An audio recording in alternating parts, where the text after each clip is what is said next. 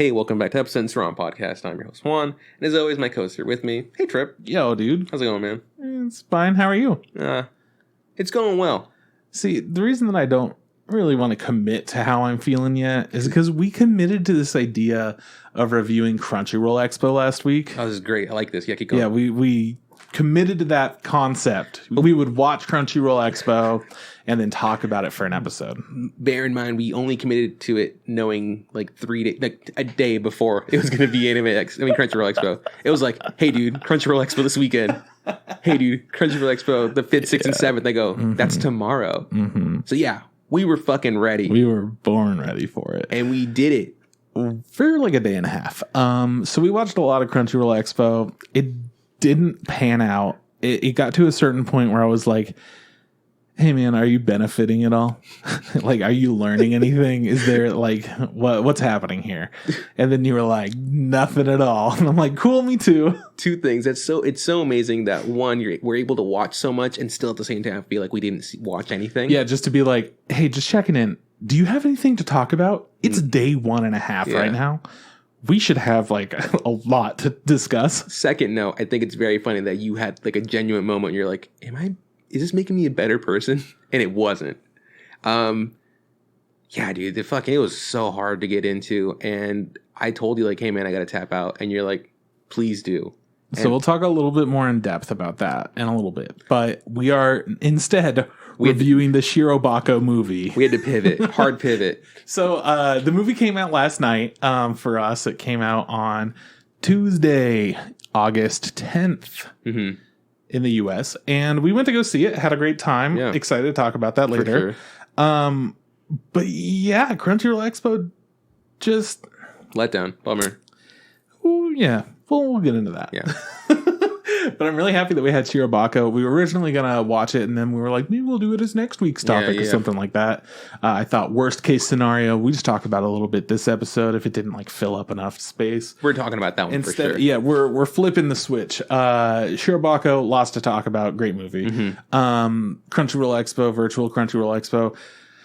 The thing that I'm so disappointed with this is that I know how hard they all work, and I know that like it's such a huge endeavor to undertake. But it just didn't shine in any specific kind of way.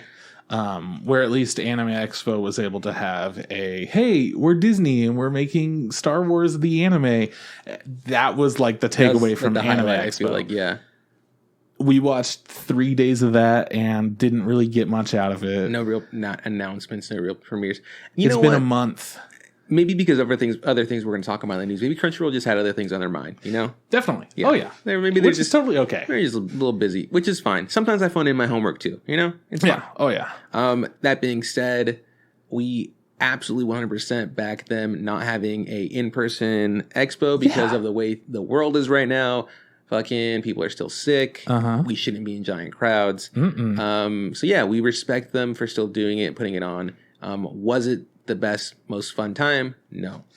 I think that the people that benefited most from it, and this is going to be just total speculation here, cosplayers. Right now, we're not really able to get out there and show off cool cosplays or anything. For sure, we're not able to see others in public. So this is a really good way at just like showing you, hey, this is what goes into cosplay. This is the cosplay that these people have made while they've been in quarantine for this last 1.5 years, 2 years, 5 years. And it's like, for me, interesting. It's pretty cool. But I don't care. I really like looking at them. They spend so much work on all of these amazing costumes. It's incredible. I love seeing them in person. I love seeing them pop up in my feeds on all my social medias and stuff. But that being the most interesting thing at Crunchyroll Expo, because it fits this niche where cosplayers are able to get together and talk about it and show off their different things. And it's just really, I think it hits a specific part of the community that needs that kind of attention to their projects that they've been working on. Yeah. Where a lot of the people at Anime Expo and Crunchyroll Expo are there for merchandise. They're there for just checking stuff out, seeing what the hell it is, you know. Premieres, announcements. And they're there for premieres, yeah. It's a little harder online when you don't have that, like, hey, I'm here to shop, or let's look at like what the announcements are. There aren't really any announcements. There's some industry stuff, but there's not like a lot.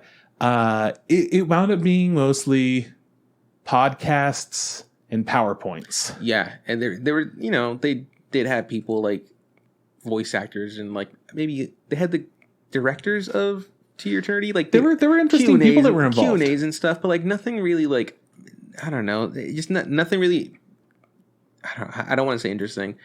I'm gonna say nothing really like scratch that itch that like like makes me want to go to, you know, an actual expo. You know, like fucking just seeing something that's never been seen before, a premiere, a huge announcement. Like it just we're left wanting. And when you're talking about like the whole cosplay stuff, like that reminds me a lot of like kind of like, you know, like really nice cars. Like I like nice cars. They're nice to look at.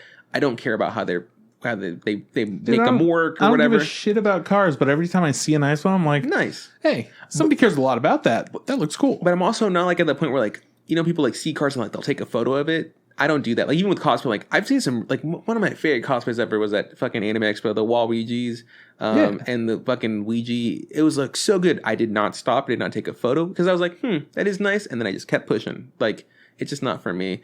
I think I miss Artist Alley a lot. Like just being able to like, look at artwork and then sometimes even talking to the specific artists. And they kind of do stuff like that. It's just not the same. Or like the merchandise, like seeing the vendors and stuff. It's absolutely. I just feel like I'm just buying stuff from like the Crunchyroll shop. Like it just feels very going online and buying stuff is its own experience. Yeah. It feels a little dirtier than being at an expo and buying stuff on impulse. Because you're just there and you're like, I'm gonna buy it. I'm gonna click on this. I'm gonna buy it. I'm getting this, and then you spent $400 in 5 minutes. Like, how does that happen? If there's no line, you know, wrapped around the fucking one booth that has like the curtains that says 18 older, like what's the point? You know? I'm with you, dude. If there's no giant body pillow that's, you know, with that snake chick from that one show, what's the point? The snake chick from that one, you know what I'm talking about? Monster. Yeah, it's so tall. If it doesn't have that, what's the point, dude? But again, I would like to reiterate, it's cool that they're doing this instead of, you know, actually putting them on in person. I'm waiting for that day to come back. Yeah. What have you been up to, dude? What's your week been aside from crunching? Aside from animes. Okay, this past week, I think I mentioned it to you in the past. I don't know if I mentioned it on the pod, but the challenge actually premieres tonight. Whoa! Tonight, while we're airing this, actually, probably by the time we're recording it, it's already out. Oh my gosh! So the numbers are already getting crunched for your crew. Oh, it's so fucking wild. But the challenge has started. Sierra and I usually watch it the next day, like kind of with DVR and stuff. But I think I mentioned that we're doing a fantasy football-ish challenge league. We did it last season. Sierra beat me. Yes, sir. This season we added 2 new members to the league. My friend Jerome, his fiance Stephanie. Getting heated. We had the draft. We had to get together. We had to be like, cool, let's fucking roll it. We rolled the dice to see who'd get what order. We started drafting. And it was really cool. It was just like, I knew, because Sierra and I are more invested, obviously, because like we played last season. Stephanie knows a lot about the challenge because she used to watch it in the past, and she's into it. Jiro was into it because he really wants to just win. He's like, like the competitiveness, like, but he has no idea what's going on and stuff. He'll be like, who's that person? And we go, and me and Sierra, like, you don't know who fucking Anissa is? And then, or like, Steph will say something, I'm like, yeah, am I right? If tonight's the first episode, how do you know all these people, all these names? These are from past seasons. They come and they have reoccurring cast members. Jiro, terrible decision to join this game. Which is really funny, because like, I'd be like, I would like mention stuff like, oh yeah, that person makes out with that person. And then Jiro's like, cool, I'm drafting that person. Because you get points if someone makes out, and I go, yeah, Jiro, but you only get those points if you play them the right week when they make out with that person. He's just like, yeah, okay, I'll figure it out. Like, it's just like shit like that. Steph did play herself though. In her 3rd round, she picked Josh, and then I go, we made a rule, like once you said the person, you had to stick with them. Okay. Because Jiro picked someone, and he goes like, oh, actually, I wanted to pick. It's like, no. In real draft, when you pick them, they're yours. So Steph picked Josh, and then I go, you picked Josh? And she was like, yeah, I kind of liked him. Is that bad? I'm like, well, he cries a fucking shit ton, and you get negative points every time someone cries. So good luck with that, you know? And she's like, oh no. It's just like, I'm sorry, dude. Rules are rules. That's the way it goes. But yeah, so we did the draft, which was a lot of fun. My team, if you're wondering, is Fessy, Tori, Nam, Emmanuel, Michelle, and Emmy. So I got two. Actually, three of the rookies are from Survivor. Two of them from Survivor Romania, and then one of them's from Survivor in the United States. And she won her season of Survivor. So I've seen her play Survivor, and I saw her come back for another season of Survivor. She's played twice. So I know who she is. I'm like, oh, cool. I'm really looking forward to her, like, giving her all. Fessy, this is his third season, I think. He's done well both seasons. He's a huge douchebag. What a bitch. But he makes a lot of points. Nam, giant, lovable, beautiful Asian guy that's Russian or German. He's German.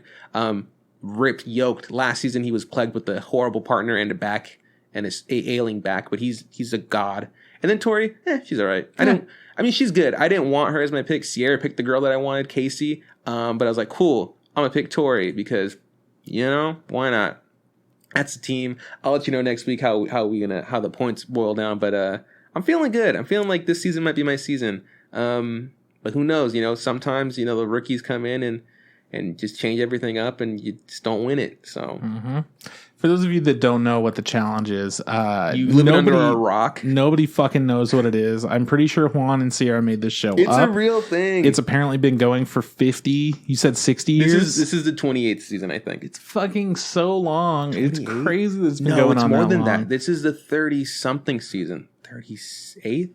It's a lot. There's a bunch of them. So anybody that doesn't know, I'm on the same page. I don't know what the fuck Juan's talking about. It's just the fact that somebody has been on multiple Survivors and now they're on the challenge just seems insanely bizarre to me and incredibly fake and scripted. And I really hope it's not, but that's the way it sounds when you say all these things. I'm like, how do I know these people are? Motherfucker has been on every TV show that's ever existed. Well, essentially what happens with a lot of reality TV people is that, like, that just becomes your job. Like, you just get picked up for other reality TV things. And so when the challenge was first made, there was two shows, The Real World, which was on MTV, and the show called Road Rules, which is also on MTV. And they had a few seasons of those, and then they decided, hey, let's make this competition where we'll get cast members from existing franchises and have them team up against each other and stuff. What then happened was the challenge kept evolving, challenging. And then the show Road Rule got canceled, and then eventually The Real World got canceled, but they still wanted to make the challenge. So they're like, well, how do we keep this going? So essentially they just poached. Why would they choose out of the other ones to just keep the challenge? Because the challenge it's easy to make, I think. Like they just make them do crazy stuff and they go, cool. They don't even have to pay them a lot of money because there's like a cash prize, and the cash prize only recently became like a big ticket thing. What was The Real World's deal? The Real World was like they would bring it's so dumb. They would bring just like 7 or 8 different strangers from different walks of life, whatever, and they would bring them to one house where they would live together and stop being fake and be real.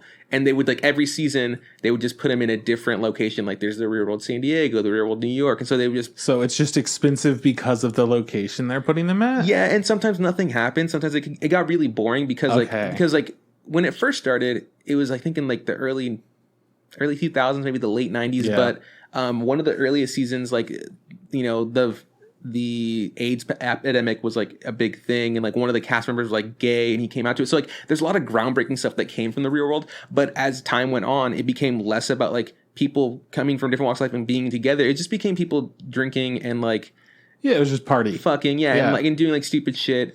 Essentially, it devolved into what the Jersey Shore is, essentially. Exactly. So people like got tired of that shit. The Road Rules was like they would get people together and they would put them on an RV and they would like ship them across the country and they would make them do little challenges and like they would get money if they finished the road trip or whatever. That was Road Rules. That also sounds hard because you have to set up so many things in different locations. So now it's like cool. They would just get people together and they can do competitions and then they send them home. Okay.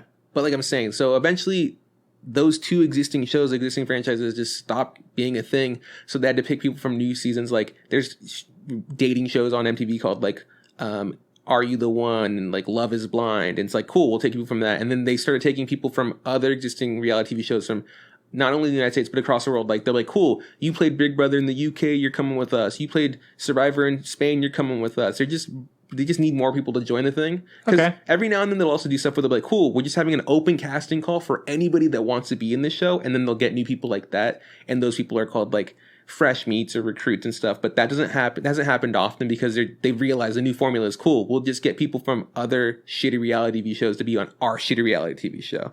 And they'll do it because it's like, cool, it's the challenge and we can win some money. I'm trying to think if that makes it better. No, I mean, or worse for me. It's, you know, you'd hate it. It's really bad because, like, usually what they do is like, cool, let's just pick people who are like kind of toxic and they'll put them in this thing. And then usually the rookies, most of them are just shit and they just get beat out because they don't take it seriously. As opposed to the other people who've been there for a while and realize, wait, all I have to do is work out, eat good, and then come do this thing and then maybe win a shit ton of money. Fuck yeah. More often than not, like, returning players win. Yeah. So, you know, because they're like, cool, they've already done it. And it's an easy way for them to win cash. Also, a lot of the same people win over and over. Like, there's people who've played 6 or 7 times and they've never won. They'll make it to the finals. Usually there'll be a cash prize for first, second, and third. So it's like, cool, as long as I make it to the finals and get top 3, I get paid. And that's enough for them. One of the things I like that reality shows do is late into the competition, they'll be like, and by the way, this guy who got voted off last season is just going to be on now. They do that sometimes too. I like it when it's late because it's like, okay, this guy like might have a leg up knowing the game a little bit better than these people,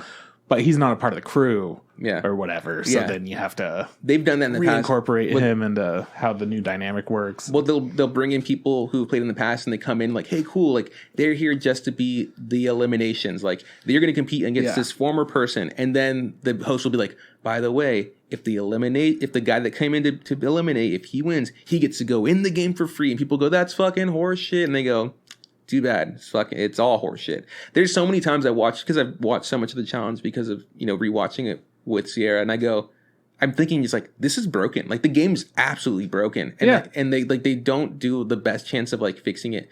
In the last 2 seasons, they've added things where like, you have to make it to go to the finals, you have to win in an elimination. And in the past, you would just never go into elimination. You would just vote. You and your friends would hook up, and then all the new rookies and recruits, you'd send them in, and they would lose. And then in the end, you and your 6 buddies would be like, all right, well, some of us have to now try to, you know, go to the elimination or whatever. But now it's a thing where you have to go in and like to make it to the finals. So now the game's changed. It's like now people are like, oh, I want to throw myself in, and the game has been fixed a bit. It's not perfect. There are also now the strategy is like, cool, you're a really good competitor. Now I'm not going to let you go into elimination. Like I'm going to refuse. I'm going to just not allow you to get in there to win your fucking way to the finals. So there's always a way for people to break the game. But I do like these last 2 seasons more than any of the other seasons I've seen in like fucking the last 28 years of my life. I don't understand anything we just said for the last like 10 minutes. It's all madness. That's how the challenge was way better than Crunchyroll Expo. That's all I'm saying. Okay. So that's happening. That's pretty big in my life right now. I've been really, really busy with like school and stuff. This is my last week of my 3-hit combo. Okay. We were doing 2 weeks of that. The first week was like we were just blocking it out, and the second week we're going to splining and stuff. And it's been challenging. Not because like I'm not going to say it's because of my lack of like knowing video games, but I will say that it's my lack of not doing animation for video games has kind of come to light when I'm doing this. Like I'll be animating and like that looks fine, and then like my teacher will review it because I also have to put it in game, so we're putting it in the Unreal Engine or whatever. The Unreal Engine, we're putting it in Unreal. Put it in Unreal. All right, we're putting it in Unreal Engine, and like he can see it in game, and I go, in my head is like that looks fine, and then he goes, hey man, good job. It's in the engines. Like it's not poppy enough. Like the games have to, like, animation has to really, like, you hit that button, you have to fucking punch, essentially, right?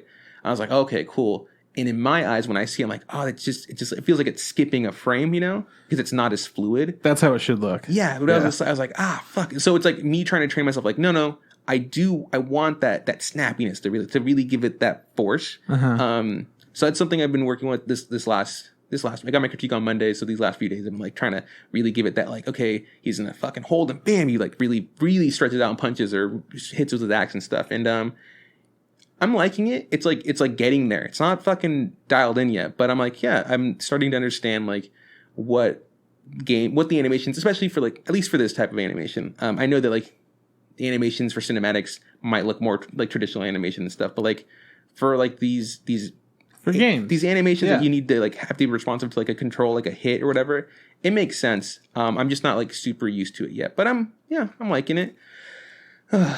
Yeah, it's also not as stressful as I feel like these past seasons, these past classes that I've taken, where it's like everything's too smooth. And I go, well, what's the issue? Like the issue is like, oh, okay, cool. You have to make it look. I don't know how to explain it. It's like you have to have it like hold and stuff, but not stop, because nothing ever like in things that are alive don't ever really stop, right? Like even like when you're sitting there, like you're still breathing and stuff, whatever. So you have to bring that life into an animation. So it's like, okay, cool. In my head, it's like I can make it stop, I can make it go. It's like, yeah, you have to make it never stop, but also, you know, never always go. So it's like a weird balance. It's like, but for this game stuff, like, cool, I need this fucker to punch. He's hitting right now, and I was like, dope, he punched. So it's good. It's just different, and I'm having a good time. I think we're on week 6, so that's like halfway through the program. So yeah, shit's okay. Hell yeah, dude. Next up, my mom did me super dirty this past day. This story goes out to my girl. Fucking, I forgot her name. Your mom? No. What was it? Okay, so what happened was my mom and dad. My dad's a butcher, right? I've told you this in the past. Their family's a butchers or whatever. They were slaughtering an animal, and mom was like, "Hey, come check this out," right? So she like sent me a video and stuff. I was like, "Oh, okay, cool. They're killing that animal." Which is fine. It's not like I haven't seen my dad slaughter animals before or whatever. But I was like, dope. That's cool. And then in the video, like I see my dad and 2 of my uncles, and then I think a cousin of mine. And they're like, man, I was like, okay, let's grab it by the legs. We're gonna have to push it up here. We're gonna put it on the table to start like, you know, butchering it or whatever. And then there's some guy there and that's in the way. And he's like an older gentleman. And I see my dad, and my dad like says like, hey, don't touch it. Essentially he's telling us, fucking move, get out of the fucking way. And the guy's like, oh, the old guy like moves out of the way. And I was like, I don't recognize that guy. And so I texted my mom, I was like, hey, who's the old guy? Like, who is him? I recognize the people. And she didn't get back to me. And I was like, oh, whatever, no big deal.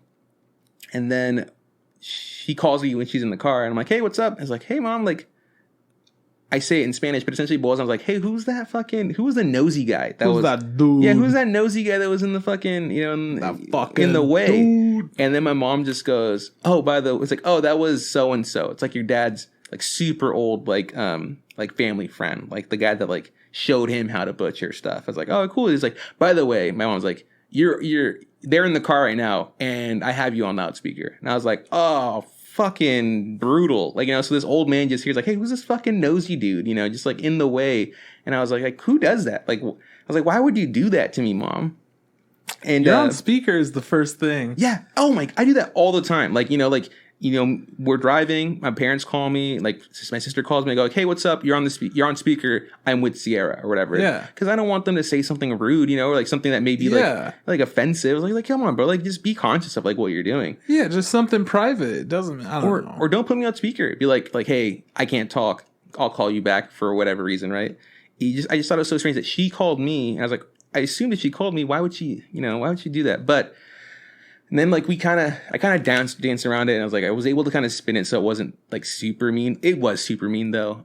Maybe he was super old, didn't hear it, but the next day, like I then called my mom, and I was like, essentially like constantly, what the fuck's your deal, dude? Like, why would you do that to me? And she's like, you're still on speaker. No. And I asked her like, hey, like, were you like a little bit tipsy? She's like, it's like I'm like because I could kind of tell by the way she was like talking and stuff, and I was like, I asked her, I was like, were you drinking? She's like, yeah, we had a beer. I was like, mom, did you have a beer or like multiple beers? Like we had like a beer, like 3 beers. And I go, okay, cool, because you get drunk off 2 beers, you know. And then she says something like, yeah, okay, well I had 3 beers and I didn't have any lunch, so it was on an empty stomach. And yeah, I was kind of like feeling myself. Like I woke up feeling pretty shitty. I was just like, right, cool, mom. I was like, good. I was like, well, like thank you for like throwing me under the bus. Number 2, don't be drinking out there like that. You know, like be responsible, be safe, you know? Mm-hmm. I was like, because in the past, I've had my mom like drink too much here when we lived together, and then she would call me and she'd be like, come pick me up, take me home. I'd be like, okay. And I would like go get her wherever she was. Because she's like, your dad doesn't want to take me home. I was like, okay, I'll go take you, whatever. But I'm like, I can't do that anymore. Like, if you call me complaining that you're drunk and that he won't take you home, like, I can't help you. You know, like, you need to fucking get your shit together, lady. And she's like, hey, it's like, and then we jabbed back and forth. And she's like, who are you to tell me what? I'm like, I'm just telling you, like, watch your shit, cool it, be good. And she's like, hey, don't fucking tell me. I was like, hey, I have my guardian. Like, Sierra takes care of me. Like, I get drunk, but I make sure Sierra's out. I'll look at her like, hey, are we okay? Like, do we have to leave? You know, she's like, yeah, you're fine. If I ever go too far, she'd tell me. If you ever go too far, you get heat stroke. I do. Yeah, that's right. What happens. Yeah, but then it turns out. But then she took care of me, so it was all okay. Yeah, it was fine. Just a little heat stroke, and then you were fine. You didn't remember anything that happened. I remembered but you it. Were fine. I remembered it vividly. It just didn't happen the way I remembered it. That's the thing. I remember things like, yeah, I was handling super well, and then Sierra tells me, actually, this is what happened, and then I call you the next day and I go, Trip, actually, this is what happened. You go, that makes a lot more sense. I go, yeah, I was a lot more fucked up than I thought I was. Yeah, that's it, man. That's my week. I've been watching only the anime that's like airing this week, and I've been watching House of Cards instead of Crunchyroll. But we already talked. We gushed a bunch about House of Cards. It's a great show. I know it's gonna get super shitty for reasons. But yeah, it's I'm having a good time. Good. What about you? I'm glad. Pokemon. I'm glad that things are working out. Yeah, Pokemon. That's what you're up to. Yeah, so a lot of Pokemon Unite while Crunchyroll Expo was going on, and I hit Masters in it, which means that I'm somewhere in the top like 3,000 to 4,000 players. Congratulations. Which is radical. It's pretty dope. Yeah. Do you have a specific player you like the best yet? Like a specific Pokemon? You got a couple Pokemon? See, it's hard to talk about in a way that's not like the way that you talk about the challenge, for example. You just keep talking about the challenge, but I have no concept of what it is. Mm-hmm. And essentially what it comes down to in these Pokemon Unite games is it winds up being like a really delicate balance of who does your team have, what kind of a thing do we need, and am I good at it? Mm-hmm. So there's some things like I am good at certain characters that I will never play. Right. Because everyone wants to play them. So I'm usually just doing support or tank because that's what we need. It's kind of the role you need and like to play. Because I'm good at it. Yeah. I don't know. You don't like it? There are times where I feel like it's like, oh man, I was able to do stuff. Mm-hmm. But I think a lot of the time, you're there to make other people shine. Okay. So you don't have that feeling of like, yeah, I just did all this. I'm just like, man, I did a lot of things that worked out for our whole team, but I don't think many of them recognize. And then like every once in a while, it'll be after the match and somebody's like, hey man, good job. And they give me a good job. Like a thumbs up. Yeah. And it's always like very, very validating. You're like, hey, nice. As a support / tank to get that. You're like, I didn't get a bunch of kills or rack any points, but I sure did support a bunch. Points aren't even that important. You were telling me that the game, you realize the actual game isn't. It's all just about experience, man. You just got to get your experience and get a lead on them, and then hope that your team fights better at the end. I think it's funny because I asked like, hey, is it like, do you have fun playing it? Mm-hmm. I have a lot of fun. Because recently I was on like my friend's Discord from college or whatever. Yeah. And they were, I was just reading the thread or whatever. And essentially it boils down to they're not having fun playing the Final Fantasy game anymore. Like, okay, yeah. And they told their guild like, hey, I think we're going to stop playing. But I'm willing to keep playing till you find someone to replace the role that I do, right? Mm-hmm. For raids and stuff or whatever. I don't know how it works. That's what I gathered. And then that's what they said, and then they just immediately got like demoted, right? Like just like, and then that's fine then, and it's just like, oh, okay, it's just like, and then two of them got demoted, but one of them that's in the Discord wasn't demoted, was able to see like what they were saying about them, and I guess they were just talking mad shit about them, and then they're like, and they go like, well, that's strange. Like, I mean, all I'm telling, I was like informing them like, hey, I'm just no longer enjoying this game anymore, and I don't want to play anymore. But I'm down to hang out and play until like you can find someone else. One of the things that a lot of people online have is they have a deep connection to whatever they do on the internet. And for a lot of people in MMOs, that is all that they do. So saying, I'm not having fun with a thing that's literally your life insults them. And it shouldn't, but it does. So this other guy that's like also like, like who's spying and then informing, telling them what's going on. He said like, they said that's what happened. They're like they were upset with the fact that they said that, like, well, and then one of the guys who was their mutual friend that brought him into it essentially said, yeah, I don't play this game because it's fun. Like fun, the concept of fun is a childish thing. Like I'm a grown ass adult. I do this because I have to. And then they're like, what? Like that is like such a sad mentality to be like, so essentially like this is your life. It's like, yeah, but like you should enjoy what you're doing. Like why do you keep doing it? It's like because they've been playing the game for like I don't know how many years. People get trapped. And I was just like, that's fucking like, and I was like, when I read that, I was like, that is like scary sad. Like it's very sad. And I was That's like, how oh a lot my of God. people are. And so then, you know, the third friend that still wasn't there, then voiced his opinion. I was like, hey guys, I also want to not play anymore. Just so you know, like for these reasons, feel free to like kick me out or whatever. It's like, but I will continue to play my role until I have to. And then they just demoted him too. It's like, cool. I'm glad that like these people are like all reasonable human beings and are like willing to listen to like are just like, and I was just like, yeah, that makes sense. Like if you don't like something, you shouldn't play it anymore. No, absolutely not. But I was just like, so I was like, I hope you like playing support or whatever. Like, hope you had a good time. It's easily one of my favorite things. Okay. But you don't come out of it like, yeah, this is my favorite character. You're just like, this is just what we needed at the time, man. Like Snorlax is the best tank, so I'm gonna play Snorlax if I need to play him. Yeah. But if we have a Snorlax, then I'm gonna go Eldegoss and I'm gonna heal our team up and I'm gonna make sure that we can have that beef. You make the right choice just according to whatever the thing is. Yeah, that's nice. You're a team player essentially. Yeah, I'm just the fill in for whatever we need, and they're like, in order to get us a win. you go like, well, we got 3 jungles. Guess I'm going top. Like here we go. That's kind of the way that it goes sometimes. Or it's like, hey guys, we're all like really good at this game. We've all ranked up a lot. Why aren't we calling where we're going? Yeah. And then there are like 4 people that all go the same way, and you're like, no. Also, that doesn't work. It's also just a ping, right? It's like you hit like up, right? You're like literally before the game starts, you say, I'm going up.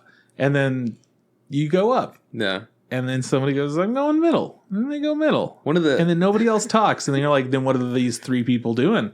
Somebody's going to come up top. And then you realize all 3 of them come up top with you. And you're like, what the fuck is happening? Yeah. One of the MOBAs, communication. One of the MOBAs I played on my phone, it would just be like, I specifically like to play like 3 characters. They're all marksmen. It's like, cool. I'll be these characters and I like to go bot. And then if someone else picked that character, it's like, okay, cool. Then I will just go top. And if that happens, like, great. I guess I'm just going to try a character. Because like I would also see like what the team needs, and I'll be like, I guess they need this, because they'll be like, we need defense, or we need like, I don't know, like a spellcaster. Like I don't know how to play that, but if that's what you need, I'll play it. And it's just like I do horrible. Like I know how to do 2 things with 3 players or whatever, and I go, well, this is gonna be a bad one from B-Boys. And then it's people just like harassing me the whole time, be like, you're garbage, you're throwing. I was like, I don't know what I'm doing is the issue. Yeah, like if you were a little more supportive, if you were just like be a little, a little more patient with me, but people aren't patient online. So one of the good things about Pokemon Unite is that you don't have any way of communicating with people, so you can't really talk shit to them. Yeah, you can't be a super toxic evil person. That's a good call. But a really bad part about Pokemon Unite is that you can't communicate with your team, so you don't have any coordination unless everybody knows exactly how to play the game. Yeah. and it's the same. I remember when I loaded up Pokemon Unite, it's the same logo that does that MOBA. It's a Chinese company that does the MOBA that I played. And I go, wow, I was like, huh, good call. Good job for them, because they absolutely have the ability to add to that. So people just be really mean to each other. But it's only a game. It's just for fun. Yeah. And honestly, it's a great time. I've had a lot of fun playing it, and I'm excited to keep playing more.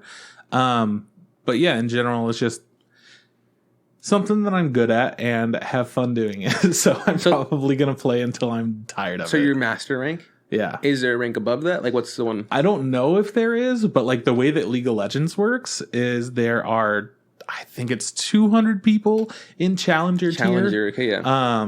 Which is, just like a secret above everything else. Yeah. So yeah, I would be in the one just below that secret 200. Oh, dope. So in case there is a secret 200, I'll let you know later. Oh, dope. But for now, I'm pretty sure it's just master. Yeah. Well, the game has been out long enough, so. Yeah, it's been out for 3.5 weeks now. And you're already top 3,000. Yeah. And this is important too, I guess. Because it is a free game. And when it came out, a lot of people were saying it's pay to win. I haven't spent any money on the game. I think that's important. Mm-hmm. I didn't spend any money. And then I was playing with my buddy Neil. He didn't spend any money on it. We're both master. We're both good. Yeah. You don't need to spend money on a free-to-play game that does have some pay-to-win type of mechanics. And then I saw some post somebody had made today, and they were like, hey, I just hit Masters. I play Crustle. If anybody has any questions, let me know, and I could give you feedback. Which same thing goes, by the way. If anyone does have any questions, I could give you feedback. But then one of the questions was, and it was like one of the only questions, how much money did you spend on the game? And they were like, only like $60 to $70. Yeah, and I'm sitting there like, motherfucker, you don't get to be like, hey, if anyone has any questions, because that means that you're immediately saying, oh, I spent money, so I don't know things that well. Yeah. Like, Crustle's the crap with the rock on his back, right? Yeah. I saw what's his face. He's a streamer or whatever, and he just started unlocking. He's just like, I got the max level of this. He just started like buying all the things. I was like, people do it because he was like, why the fuck not? Like, who cares? Yeah, he's like, if you have money and you want to spend it on something, if it'll bring you more joy, if you have everything, go for it. Who gives a shit? You have money. You're spending your money that you earned. This is how you're choosing to do it. Cool. But if you're gonna go and say, and now because I have all of these things, ask me anything that you would like to. Just like, shut the fuck up, dude. Like, if I had you on my team, you're one of those people that I'm like, why is this guy throwing the goddamn game? We're doing so good. What do they do? Oh, they have the stats. But he's master, dude. Money. He's master, dude. Don't disrespect him. Top 3,000, dude. If you lose a match, you go straight down or what? It's on a weird point-based system now. So it's really hard to get out of Masters. Oh, good for you. Yeah. Congratulations. I hope you make your way all the way to the Elite Four. See, I know Pokemon. Yeah, you do. That's what it is. It's the Elite Four at the end. You have the champion, which is number 1. And then you have the 4 of the Elite Four below the champion. So it's the top 5. Instead of Challenger, you have the Elite Four. Whoa. Maybe. I don't know. And then, like, it's because, obviously they can't just be 4 people. It'd be like the top 400. Why can't it obviously be the top 4 people? Because that's too exclusive. No one's gonna be like, I'm the Elite Four. Who gives a shit? I give a shit. It's broken. Pay to win. But yeah, it's been a lot of fun. I'm that Crustle guy. Fucking. You're that fucking Crustle? Oh, you son of a bitch. Ask me anything. Yeah. Okay. When do you prioritize Rotom up top? Yeah, dude. Fucking. When your rotations come in, bro, get your minions. You got it. Don't forget to equip your thing. In this game, there's only jungle enemies. Oh, is that what they're called? No, we just call them what they are. Pokemon, yeah. We're just like Audinos, Apoms. Go get them bees, yeah. Got to go crush that Cramorant in order to steal their farm, Yeah, we do say farm. You do at the farm, yeah. But I will say this. I do not know the name of those Pokemon. So they are minions in my eyes. Because that's what I know. I was like, they're like, oh, Crustle's the crab, right? We just talk about this? No. What's the name of the crab? What's the name of the crab that's in the game that pops up that you're supposed to kill? Crawdont. Nice. It's a good game. You should pay to win. $60, fucking master level. $60, you get to Masters, no problem. But yeah, man, it's been a ridiculously fun time. And then I also checked out the new levels that got added to Pokemon Snap because they just added a few. I only played a couple, but Crustle was in it, so I was pretty stoked. I was like, that's that guy. He's got a rock on his back. Level 60 master, yeah. Yeah, exactly. Level 60. He spent $60. Different. Snorlax. Was that a new added level? I saw someone upset at Snorlax recently in Pokemon Pikachu. No. Pokemon Snap, that's what it's called. And I didn't realize this Snorlax could like attack you. Like he charged at him. I was like, this is hilarious. Dude, Pokemon Snap has changed a lot. It's great. They were like they legit look like wild animals. So. Yeah, it's fantastic. Yeah. I love Pokemon Snap. So yeah, everything that they added to that has been so much fun. I was like, should I stream it? Should this? Nah, I don't give a fuck. This is a me game. I'm just playing, I'm chilling. And it's fun. It's really good. I'm excited to play more of that. Bro, the amount of Pokemon in your life has significantly gone up. It just does. It goes in waves. You know what they say? I do. Yep, exactly. Pokemon does that sometimes. Pokemon does that sometimes. And then, I don't know, man. It's been a really weird week because I feel like I essentially lost 3 days to that. And then I was getting so close to getting Masters. I just like ground out for a couple of days and got it. I also watched DC Suicide Squad Round 2, the James Gunn version, free on HBO Max, if you have HBO Max. I like how that's not the name of the movie. That is, I saw the title. Round 2? Yeah, it's called DC's The Suicide Squad, Round 2, James Gunn edition. Let's do it. And then I was like, yeah, that's the full title. I haven't seen it yet, but I haven't seen because I didn't know I was able to get it. I got HBO. Thank you, Sierra. I'm excited to see it. It looks like fun. I like James Gunn. When I heard about it, my buddy hit me up and he was like, "Hey man, you seen this movie yet?" And I was like, "Nah." And he was like, "You gonna?" I'm like, "Nah." You see the first one? He's like, "It's on HBO. I watched it. Not worth going to theaters." And I was like, "Oh, cool. I'll watch it on HBO. Yeah, I will watch it." So it's pretty good. You see the first one? No, I didn't want to. No, yeah, I watched really bad. I watched the first one. It was really bad. Yeah. So, but the trailer for the second one was like, this looks pretty good, and it's James Gunn's. But I was really like, hesitant, like, do I want to go to the theaters for this? But now that it's on HBO, like that fucking takes it right there. I'm gonna watch it for sure. What do you think? Exactly. No spoilers. What do you think? I liked the line where they said, "What are we? Some kind of fuck it up team?" And then that felt really good. From the first movie. Oh, I don't know. I don't think I actually saw the second movie. I just saw the first one in the line of Suicide Squad movies. Oh my god, the one that James Gunn directed that just came out on HBO Max. The first Suicide Squad movie. My god. So it's crazy. I'm so happy that they remade it though, because it was fun, and I do feel like this is something that DC needed to kind of do. DC's gone in so many different directions with all of their different projects here and there. Yeah. So this one, I feel like, Justice League, it's an ensemble cast, but they treat it very seriously. So to have somebody who's known for having an ensemble cast that nobody cared about in Guardians of the Galaxy, making them a fun, lovable crew, it seems like this kind of a person would do a good job of doing that for DC. And in a way, yes, and in a way, no. Okay. I feel like the characters in Guardians of the Galaxy were a lot more likable by the end of the movie, because all of them, while they might not be good people, they're all pretty good. They're all good guys, in general, they're doing good stuff, and they're doing like literal like world-saving shit where, same thing is happening. It's still world-saving shit, but they're doing it so that they could lessen their sentences in prison. And instead of focusing on, hey, here's the whole backup, this is like why we have the Suicide Squad, and this is the whole deal here. Instead, they like quickly, briefly mention things, and they just kind of breeze over the whole, this is what a Suicide Squad is. This is why our team exists. This is our mission. It's more so like, hey, you're just going here, and this is your mission, and you're going to kill those people. And anyways, let's see. And that's it. So they got there. Characters are all goofy and fun. They're stupid and obnoxious, and it was fun, but they were a lot darker cast, which I think is a good thing for this, because apparently the last one was PG-13. I feel like, it was, yeah.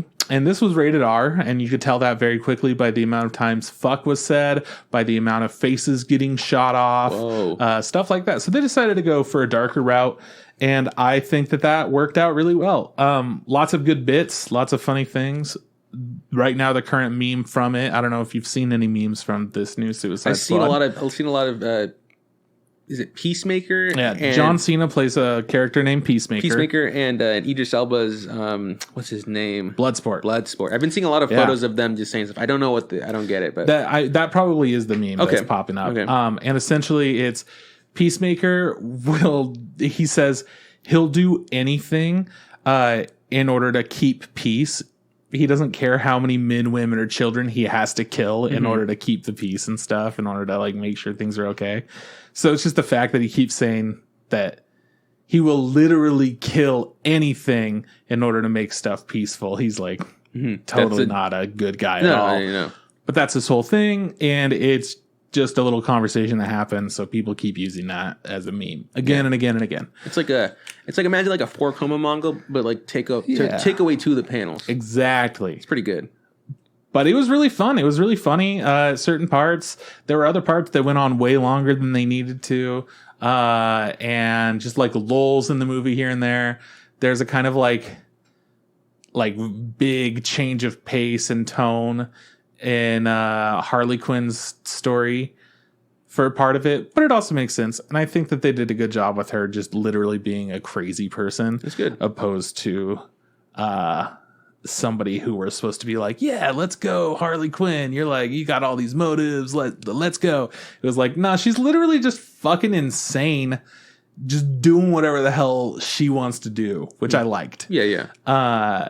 Since she's the only like recurring character in this, or like, known character. She's the big one. Yeah, she's like the kind of the star. And she gets her own plot line because of what I've heard. certain things that happen. I heard that they let her kind of do her own things. I heard people complain about, oh, they didn't give enough time to Harley, and people saying like, what are you talking about? She had her own plot. Like everybody else did stuff, and then she also got to do her own shit also. Yeah, which honestly, all of that, her own shit, at the end, wound up liking it.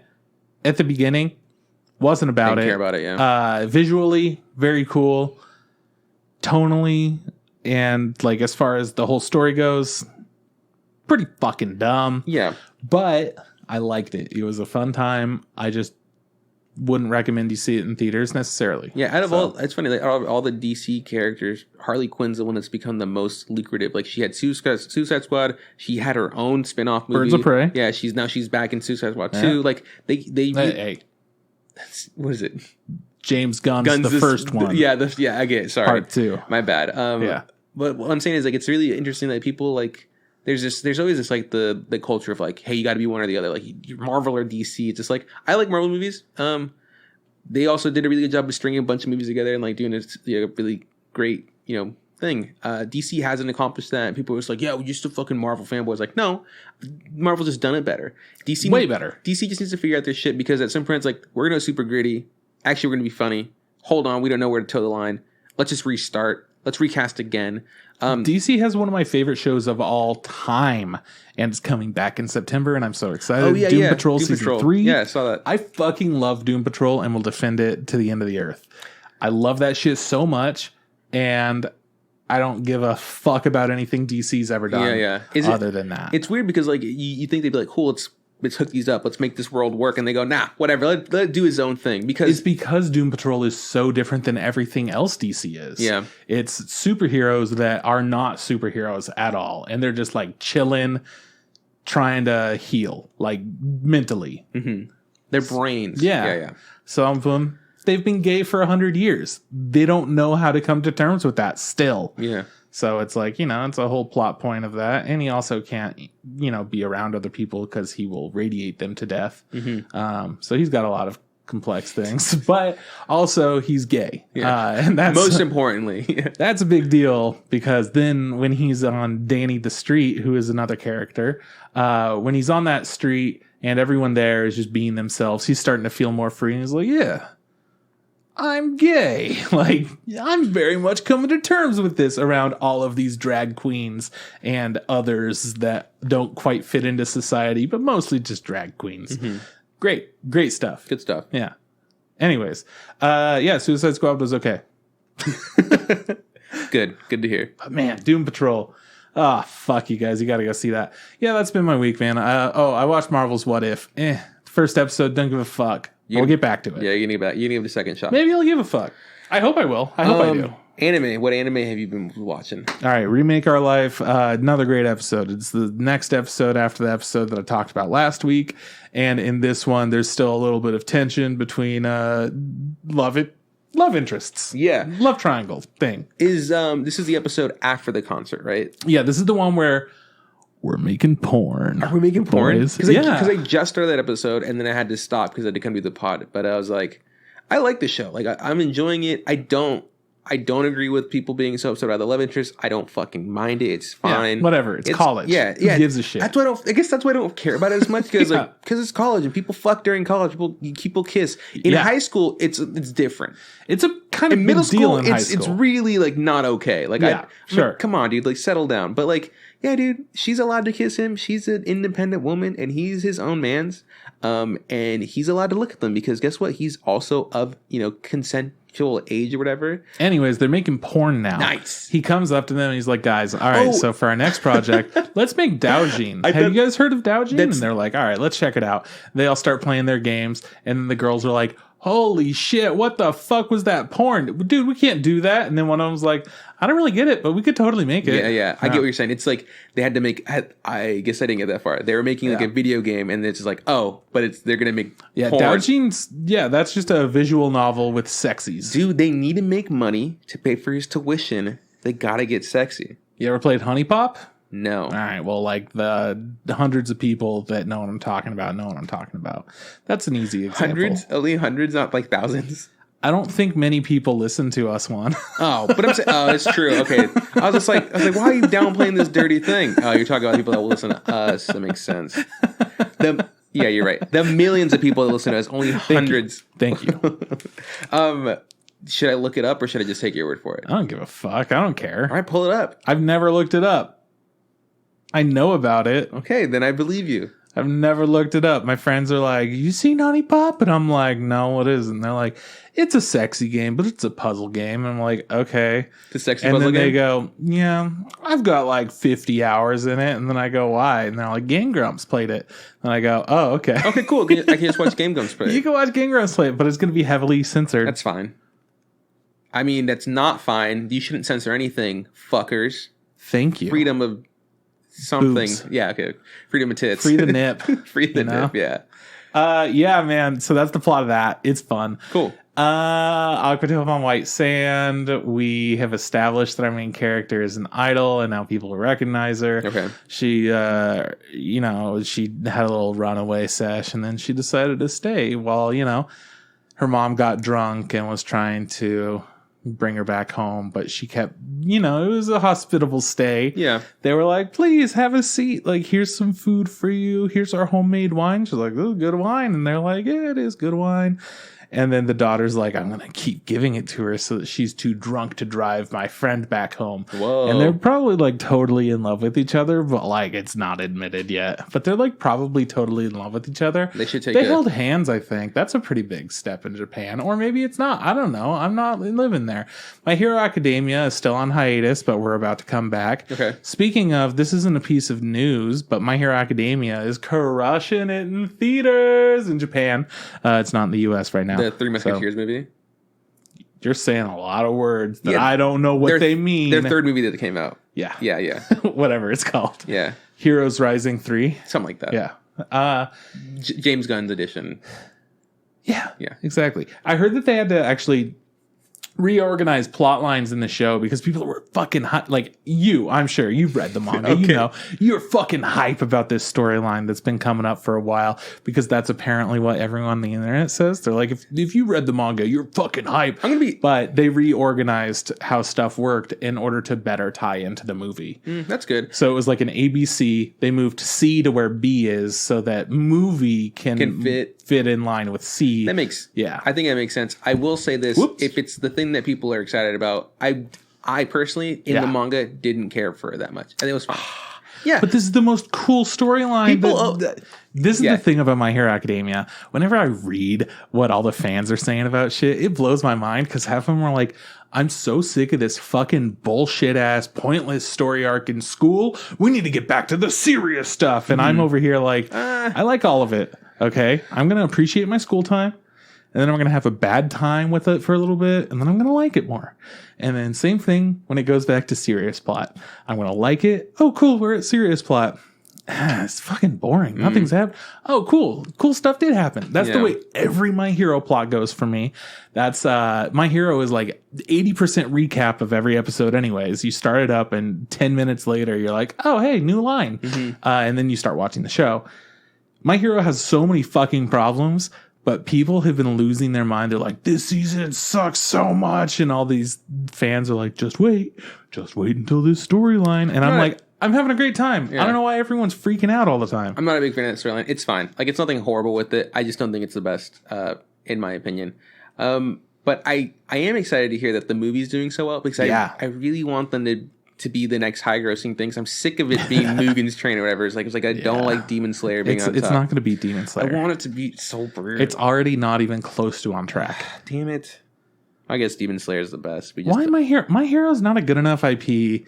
But Demon Slayer is the Demon best? Slayer. Yeah, I would say after a first season as successful as Demon Slayer's, the movie, absolutely. My Hero could have capitalized on that a little bit better. They did. They made that amazing fucking movie where they went to like a...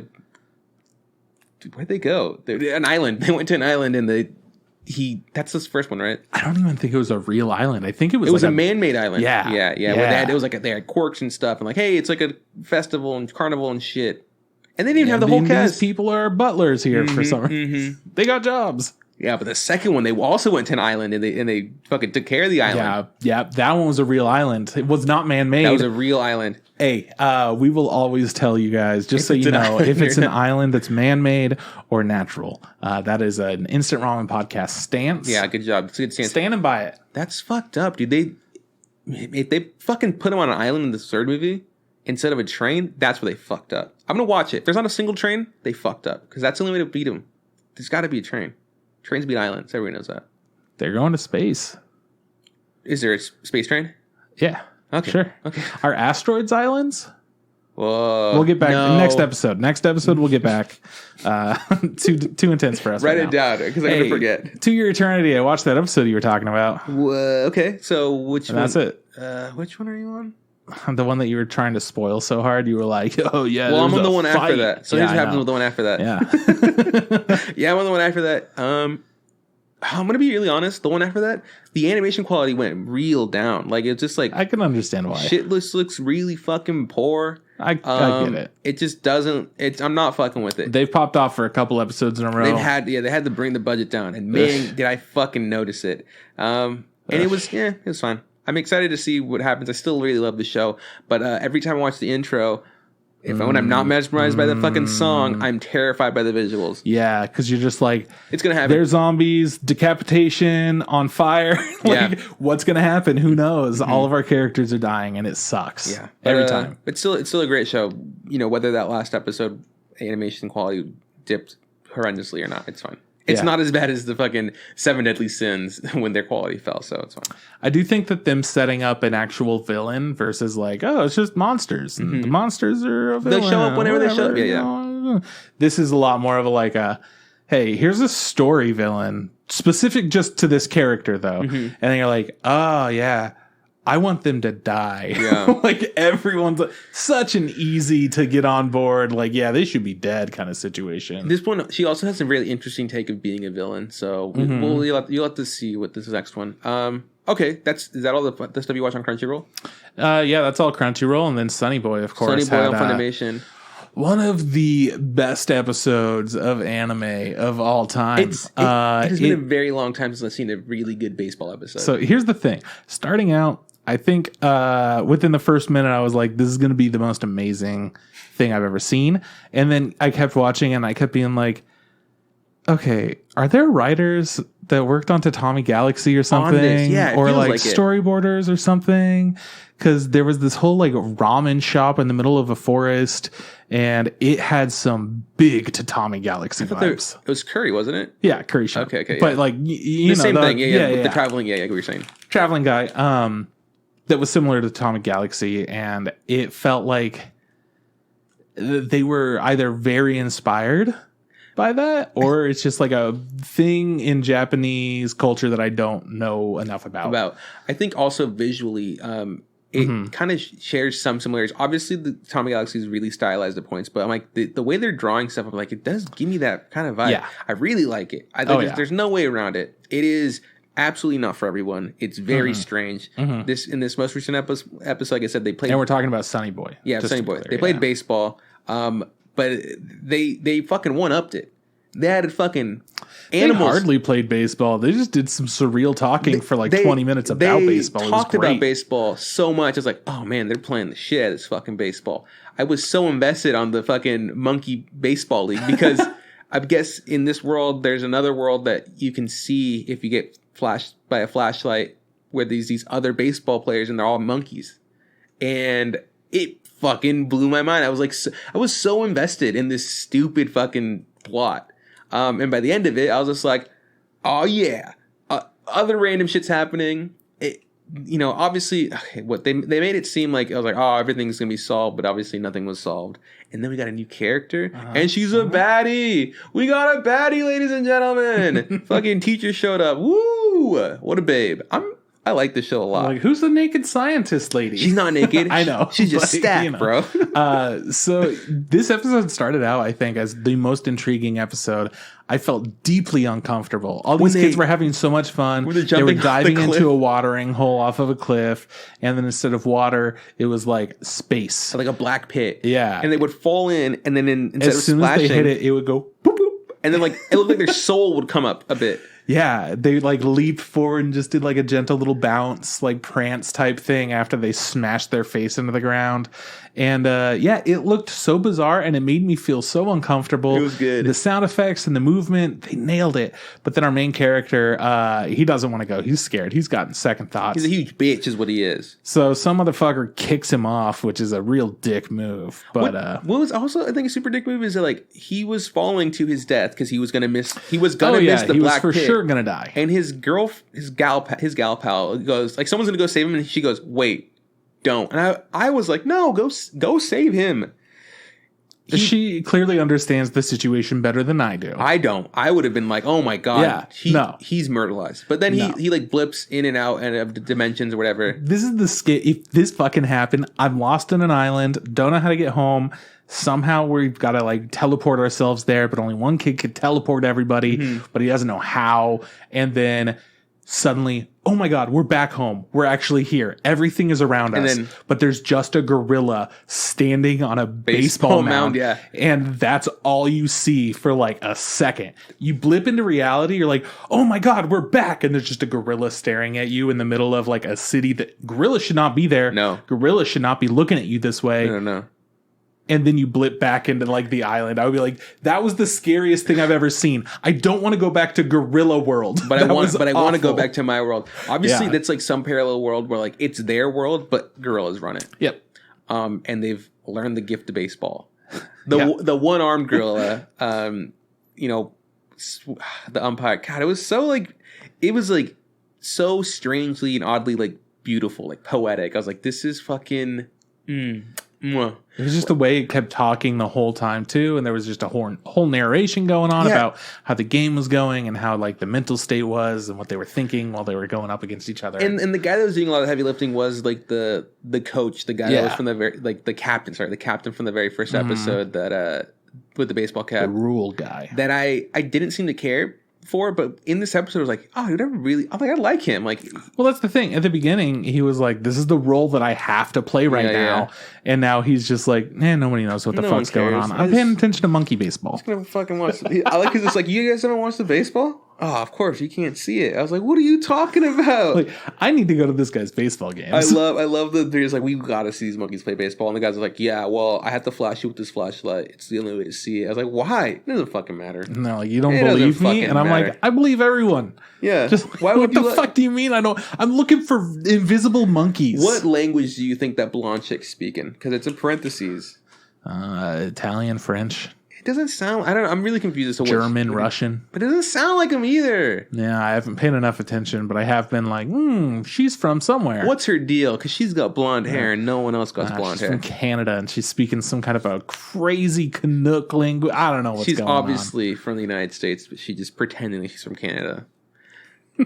That's all the anime that I watch now. That's it. That's all I watched too, I think. Hold on, let's see. You haven't been keeping up with Tokyo Revengers? No, I was trying to catch up with Remake Our Lives, but yeah, my next one is Tokyo Revengers. Shit's good, dude. I mean, there's not a lot to watch, but the things that I'm watching, I'm enjoying. Like, it's like nice and easy. Yeah, it's good. It's good, and it's nice not to have like 6 episodes or 7 episodes to watch every week, but. And now that Getter Robo has that English dub, you're starting to watch that too? No? No? I'm not watching that. I'm watching the other show, the fucking one where it's like, it's just hentai. It's the dude with the fucking college chicks. Hang on. Mother of the Goddesses Dormitory? That's the one I'm into, yeah. I got you, dude. High Dive, powerhouse of anime. That's it, man. Let's do some fucking news, yeah? All right, cool. If you want to hear it, I've got it for you. I'm ready to hear it. Okay, well, our first piece of news is something that everybody should be pretty aware of. Funimation and Crunchyroll are one company now. Yeah. It's done. It's huge. So Sony owns both of them. There's not a lot we know that's changing. Yeah. Which is kind of one of the things that I was wanting to see from Crunchyroll Expo. Yeah, but obviously they like didn't do it. Like I watched their podcast. I watched their podcast where it was like, I want to say 5 different members that all worked at Crunchyroll, and they were all talking about their positions and kind of how like things work around the office and stuff. And I thought they might get into, now that we have this merger coming up with Funimation. Yeah, no one said shit. Like that. No one said shit, and it makes sense. They shouldn't say shit. There should be some kind of like a public announcement about what changes are going to come whenever they decide to announce those changes. But I thought Crunchyroll Expo would have been a Good time to neat do that, yeah. Yeah. Send out a little email and stuff. But yeah, anyways, that's that's crazy. Everyone would like Crunchyroll subtitles to go to Funimation because they don't have a big ass problem. So yeah, I mean, we don't really know what's going to happen with this, but we'll obviously keep you posted. It's really big news, but we got a little bit of a monopoly kind of situation starting to stack up. Is that okay though? Is it Sony? I don't know. Is it Sony Japan or Sony US, or is there a difference? Is it just one Sony? I think it's all one Sony That's at crazy. this point. But Sony is a Japanese company. What but, I guess it's not a monopoly yet. They don't have High Dive. They don't have the powerhouse of anime Hulu. So yeah, they don't have Amazon. They don't have HBO. That's it. That's all of them. Yeah. Verve. Who owns Verve then? Crunchyroll and Verve had like a thing for a while, so it's probably under the same umbrella. Yeah. I don't know, man. It's crazy to think that, did we see this happen? No, I don't know. We couldn't call this. It is what it is. We'll see what happens later, though. Hey, you remember those things that you just brought up, like HBO? Mm-hmm. So Cartoon Network Studios and Warner Brothers Animation are going to start producing anime. Okay, cool. Yeah. So HBO is going to start having their own anime. Nice. Cartoon Network, don't know. And here's the thing. They're not trying to do like an Avatar The Last Airbender situation or Cannon Busters or anything like that. Right. To where it's this IP that's made here and then produced somewhere else kind of thing. Yeah, something like that. It's not like that. It's just coming out of Japan. It is straight coming out of Japan. Yeah. Cool. So that's, that's kind of what's going on. Okay. Yeah. Anyways, Castlevania, Avatar, that kind of stuff is considered anime because, like, who gives a fuck? But it's also not considered anime because so in case in case you're one of the people that gives a fuck, get over it. It's going to be real anime if that's something you care about. Yeah. Well, it's just not going to look like anime and be made here. They're going to make it in Japan, which then qualifies it as anime. Yeah. So JoJo's Bizarre Adventure, everyone knows it, everyone loves it. Adventure Part 6, Stone Ocean, is going to release on Netflix December 2021. The TV broadcast is going to begin in January 2022. And now here's the thing. You remember how I just said Netflix is going to drop it? Yeah, we love Netflix. But it's going to televise as well? Yeah, for sure. It makes sense. They're probably... Now, I don't know because it doesn't say anything specific. You think it's not going to happen here?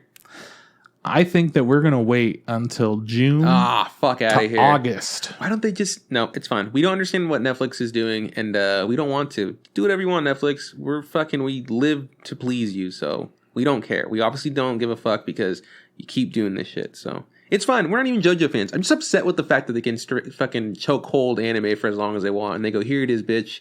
Here it is 4 months later. Just one episode at a time is okay. Yeah. You know what? If it's if it's too hard to get us that one episode and keep up, how about 4 at once or some shit? Yeah. Like we can watch little segments every other week, whatever. Give us our juice. Give me the juice. Yeah. So last piece of news, not a happy one. There's a man named Fred Ladd who was the Astro Boy anime producer who passed away at the age of 94. Ooh, dang. This year. Yeah. That's up there. Okay, moment of silence. He will be missed. I guess it's a weird transition, but someone else who passed away, the Berserk guy passed away this year, right? Mm-hmm. The new chapter of the Berserk manga is going to be coming out pretty soon because they went on a hiatus, and I think it's pretty cool. I think that it's good that they're going to keep going with the manga. I know that's like some huge stuff for people are really like huge fans of Berserk. And Astro Boy, classic. Like that's a OG banger, so... That is the OG anime, pretty much. Yeah, it's out there. I even watched the Astro Boy movie that they made. They remake the CG one. I had a pretty good time with it. Wasn't that bad. The American one? Yeah. Wasn't that bad. Yeah. Yeah. How does it stack up to Speed Racer? I didn't watch the Speed Racer one. I've only seen like clips of it. Compare them. I heard the Technicolor is kind of insane on that one. Like it's like a real eyesore. I like a lot of the things that they were trying to do. Mm-hmm. I watched most of it and then I was like, I'm done. Didn't care about the characters or story in any capacity. Didn't care about the jokes. Visually, stunning. I'm so glad that there were weird risks taken. Were those the guys that did Matrix at the time? I don't remember who made the Speed Racer, but it was the Wachowski. I think it's the Wachowskis. I think back then they were the Wachowski brothers. Now they're just the Wachowskis, right? Sisters. Yeah. I think it is them. I think they had like a huge like love for that specific IP or whatever. I remember it being some like big name attached to it. I think it's them. The Wachowskis, all right. I just know that like when it came out, I wasn't super familiar with Speed Racer, but in the church I would go to, one of the guys who was an older guy, he was like in his 30s. Yeah. He was just like, dude, he used to race box cars. He was like, dude, fucking like Speed Racer. And I remember him being like, him going to it, being like super juiced, and then coming back and being like disappointed. And I go like, well, yeah, I mean, like obviously it wasn't the Speed Racer you grew up with. You saw it, right? Like it looked way different. But I guess I have to now. I will. Maybe I will. Maybe I'll watch Speed Racer and come back and be like, dude, great. Yeah, definitely throw it up while you're animating and stuff. And you'll be like, Jesus, the things that they did are nuts, yeah. Yeah, a lot of because it's about the race tracks and like the fucking crazy colors. It's just always a visual masterpiece. Yeah, for sure. Yeah. Cool, man. That's news. Yeah. Cool, man. Let's get into this week's topic, which is not going to be Crunchyroll Expo. But it is. We're not going to talk about it. But we're going to talk about it a little bit. We have to. Okay. What happened in Crunchyroll Expo? All right. So Crunchyroll Expo, it boils down to 3 different days of expos with 4 different channels to watch. There was 4 different stages. One of them was just playing anime nonstop, and the last one was like fan people stuff. Like yeah, so there was a Crunchyroll stage, a Hime stage, and a Yuzu stage, I think. Oh, I don't know, but I do. Something like that. The first one I do remember it being called that, but I don't remember their names. Yeah. Anyways, they had different things. They had like more industry focused stuff on the Crunchyroll one, more Crunchyroll specific stuff on the Hime one, and then finally in that last one, it was more of a freestyle community stuff. Yeah. So all different kinds of things, from discussions about robots in anime to traditional Japanese foods, how to prepare them, like what are some important things to take into consideration, recipes, stuff like that. And of course, a lot of cosplay stuff. Yeah. And for cosplayers, the cosplay things seemed super good. I'm not a huge cosplay person myself. Love looking at it. Love admiring all the work. Cool. Yeah. But man, I don't have the patience for it. I'm just so bad. So none of the cosplay things really appealed to me. I just tried to like watch anything that I could that sounded a little bit interesting. And for the most part, it was just, it was a lot of podcasts and presentations, and it didn't feel like anything had improved since last year. Which was bizarre considering that there's been a whole year to prepare for this next one. And I don't think much changed. Also, to my recollection, last year it was AX Lite and then Crunchyroll, and I enjoyed Crunchyroll Expo more than the Anime Expo. And so this year, Anime Expo Lite, they did it again. Didn't really care for it, but I was like, cool. As long as Crunchyroll Expo improves, and they didn't. They declined, which is just like, huh. Again, I mean, I did mention maybe it's because of the acquisition, maybe there's huge things that they couldn't do. Who knows what the reason is? But I didn't enjoy this as much as I enjoyed it last year. I feel like last year it did a better job of telling me where things were and what to watch. And this year I felt like I was watching a little bit of stuff and then a bunch of just the same ads on a loop. And I was like, if I wasn't actively trying to search for something to like change it to and like find it, like it wasn't like filled. It just felt really empty essentially to me. So it was just boring. Like I don't think I saw anything that I was like that really hooked me. I think I saw the coolest thing I saw was they were talking to the To Your Eternity people, and I was like, that's fun. I was going to ask what the best thing was, and that is what I would have answered too. It's probably the most interesting thing to me was the voice actor for Fushi, the main character of To Your Eternity, has only had a couple of roles before where he spoke lines, and it was like at the most 3 lines. Yeah. So this is his first role where he's the lead character, and he's got some heavy emotions to portray. Super fresh, right? He's so good. He's really killing it. He's really new. I mean, to be fair, I feel like, he must have done the voice actor for the original guy, right? Like so he is doing great. He's been talking since the start. A lot of dying in the middle, though. There are a few episodes where he didn't really exist. Yeah, it didn't really talk. There were some episodes where it was entirely different character. He was a dog too. Yeah, that's true. You know? But good for him, man. Way to be killing it. No, Yes, his emotional aspect in the show, like his portrayal of those emotions, I feel like he nails it. Yeah. And hearing him talk about it, just kind of cool. I mean, it didn't blow my mind or anything. Yeah. I've seen a lot of people talk about their different roles, and it's always interesting to watch somebody that you admire in some way do something like that. But one hard thing for me is even though I absolutely love anime, I have very little attachment to any directors, voice actors, animators, studios, anything with anime, because I've had so much anime just come through this show, you know? There are times where you realize anime just does a lot of things right, and not all anime can do everything right. So even though you have a great team, something might go wrong and might cause a one direct priority. Like the story goes awry, or production, whatever, some shit. Yeah, but the To Your Eternity panel being the most entertaining one, just because it was the most entertaining doesn't mean it was the best panel I've ever been to, No. So I would say it was not great. It was fun. It's like if I watched this at AX, I'd probably be missing, or Crunchyroll, I'd be missing out on a premiere or something else. But I don't know. Like, it's just it's like, that's it. That's all I really have to talk about for AX. Like, there's nothing else that I watched. Crunchyroll. Nothing else that I watched or was like, oh, I think I gained anything, I learned something from. I watched an SAO voice actor talk to somebody, and they talked about all her roles. I was like, oh, okay, cool. And then the next day, it was the same voice actor, but this time Kirito was also with her, and it was just a different person asking questions. Like, I'm like, I already saw this. Why do I got to watch it again? So yeah, it was just It's also hard. Like, I know a lot of their things that they had prepared involved a lot of different people. So the communication between everyone was going to flow differently no matter what. Fortunately, they did the smart thing, opposed to Anime Expo. They recorded everything beforehand. Right. So they were able to have subtitles and have it like work out for sure. a lot of things. Smart, great thing to do. Yeah. Despite that, not everything had like a great flow to it. They tried as hard as they could. I mean, there were times where there would be a conversation between a bunch of different people and somebody's moderating it, but it's hard to keep a steady flow that's like interesting and easy to listen to. Right. So oftentimes I would find myself like at the community driven, because they're speaking English or whatever. Yeah, well, they would talk to each other and just be like cool and chill with everything. Like how we're doing it now. It's just like a podcast style, but we're used to doing a podcast and we're used to talking to each other in this format in like a pretty chill, decent way.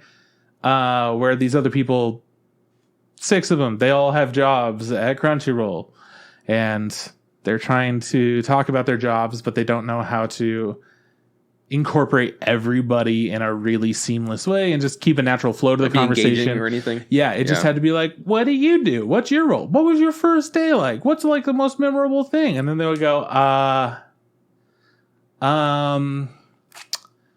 think that probably it's just like you have to think. It's hard to put people on that spot. Like, even when we do it on this show, it'll be like, hey, what's this thing? All right, well, we'll get back to that. Whatever, yeah. Like, who gives a shit? You just kind of have to roll with it. So it's difficult. Like, I don't know if everyone was given like their specific talking points beforehand or what the deal was, or if they did want it to be more like an interview style. But the problem is when you're interviewing 5 different people, it's going to slow down a lot unless they're all part of that same conversation. So they're, in all of the stuff that I watched, the PowerPoint presentation is clearly the worst. And I will call them that because it's one person talking while there's like a visual on screen, and I'll switch to another one. Not for me. Yeah. Also not always for me. Just people sitting around talking in boxes. That's great. That's what most like podcast format is these days, amongst COVID and everything. So it's just more of that. But with people that don't have familiarity, like they're familiar with it. They know what they want to do, right? But they're not comfortable with it, I guess. I don't know. Something about it just always felt uncomfortable because they're doing a presentation. They're doing a presentation for a big ass expo. You know, it's a different amount of pressure. It's different stuff. Yeah, it just didn't feel right. I do feel like a lot of Crunchyroll stuff comes off very stiff. Mm-hmm. So the best things that they've had are like having guest presenters, MCs, stuff like that. Like what's his face, the wrestler guy that fucking killed it. Whoever he was great. The guy from the New Day or something like that. Mm-hmm. Yeah. He was fun. He's a fucking showman. That's why. Like, that's the thing. Yeah, is that they need people to fill those roles in order to keep the whole thing going. And like at Crunchyroll's events, they normally have like, oh, hey, these people are going to come out and they're going to try to hype it up and stuff, and you're familiar with them because they're at every Crunchyroll panel, and you see them every year at Anime Expo, and no, they're also at Crunchyroll Expo, of course. Those are the kinds of people that you need to keep things going. But with all these online presentations, since they only do live things, those people aren't typically here to lead the conversation, to lead the whole topic, mm-hmm. right? They're only for some select stuff. So when you start narrowing it down to where like this whole ass company has so many different things that they have to do, so many different people that they have to get interviews from and whatnot, it's hard to make sure that it's all going to be entertaining. Yeah. It's completely out of their hands, but live experiences, like having a live audience and stuff, it's a lot easier to gauge how conversation's going. It's a lot easier to tell, okay, people laughed at that. They like that. We could be a little bit more fun. And they start like loosening up on stage because like whatever.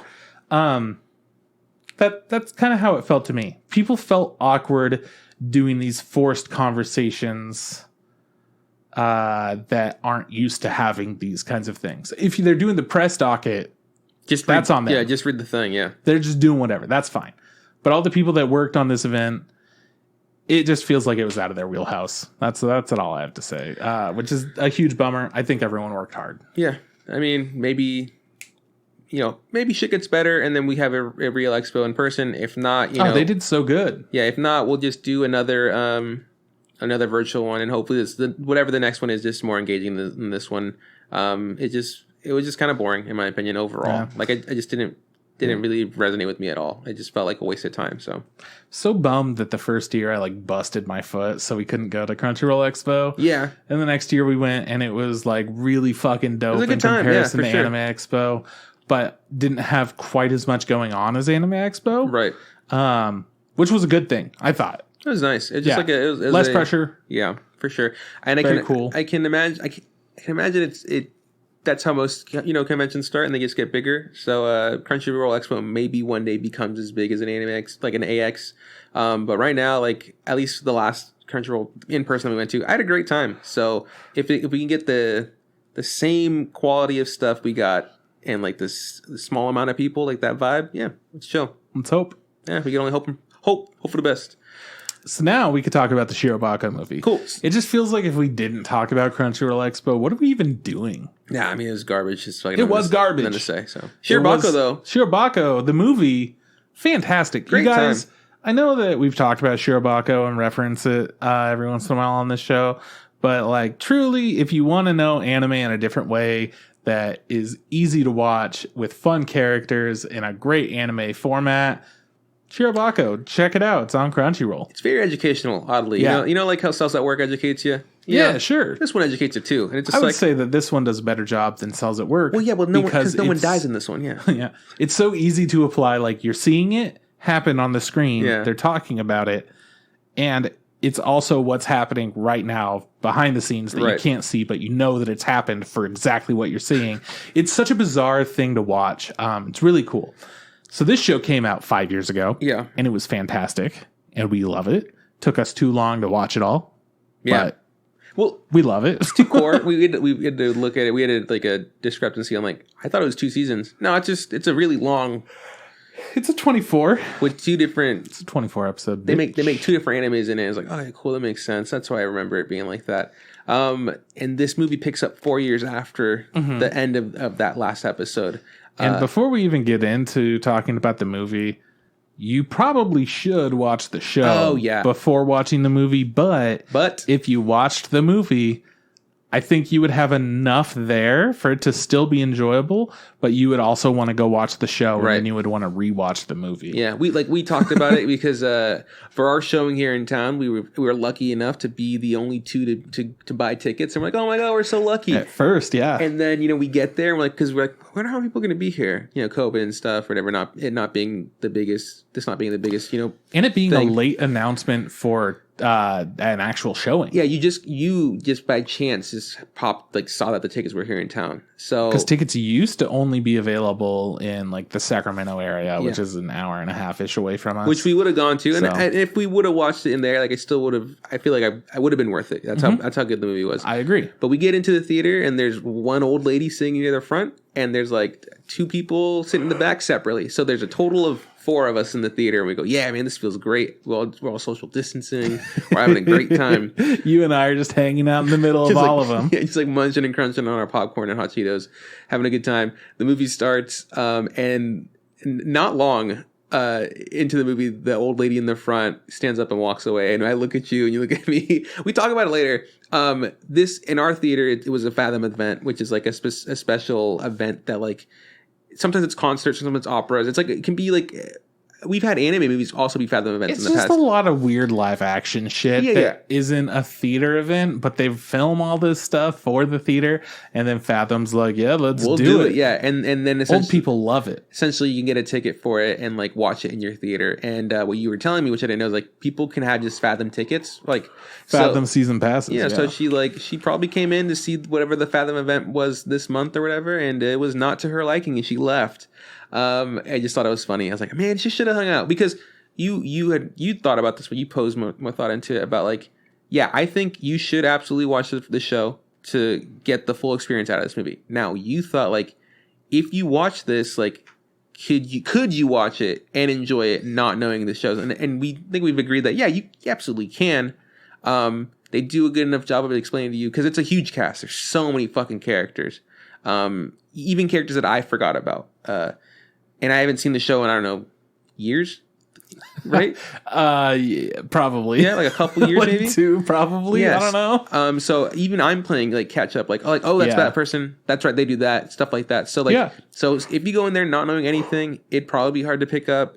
I think you'd still enjoy it. They do a good job. Like the plot and the story and the characters are fun enough. The animation's good enough where you could have enjoyed yourself. But for sure, as a continuation, it's of an existing series and stuff.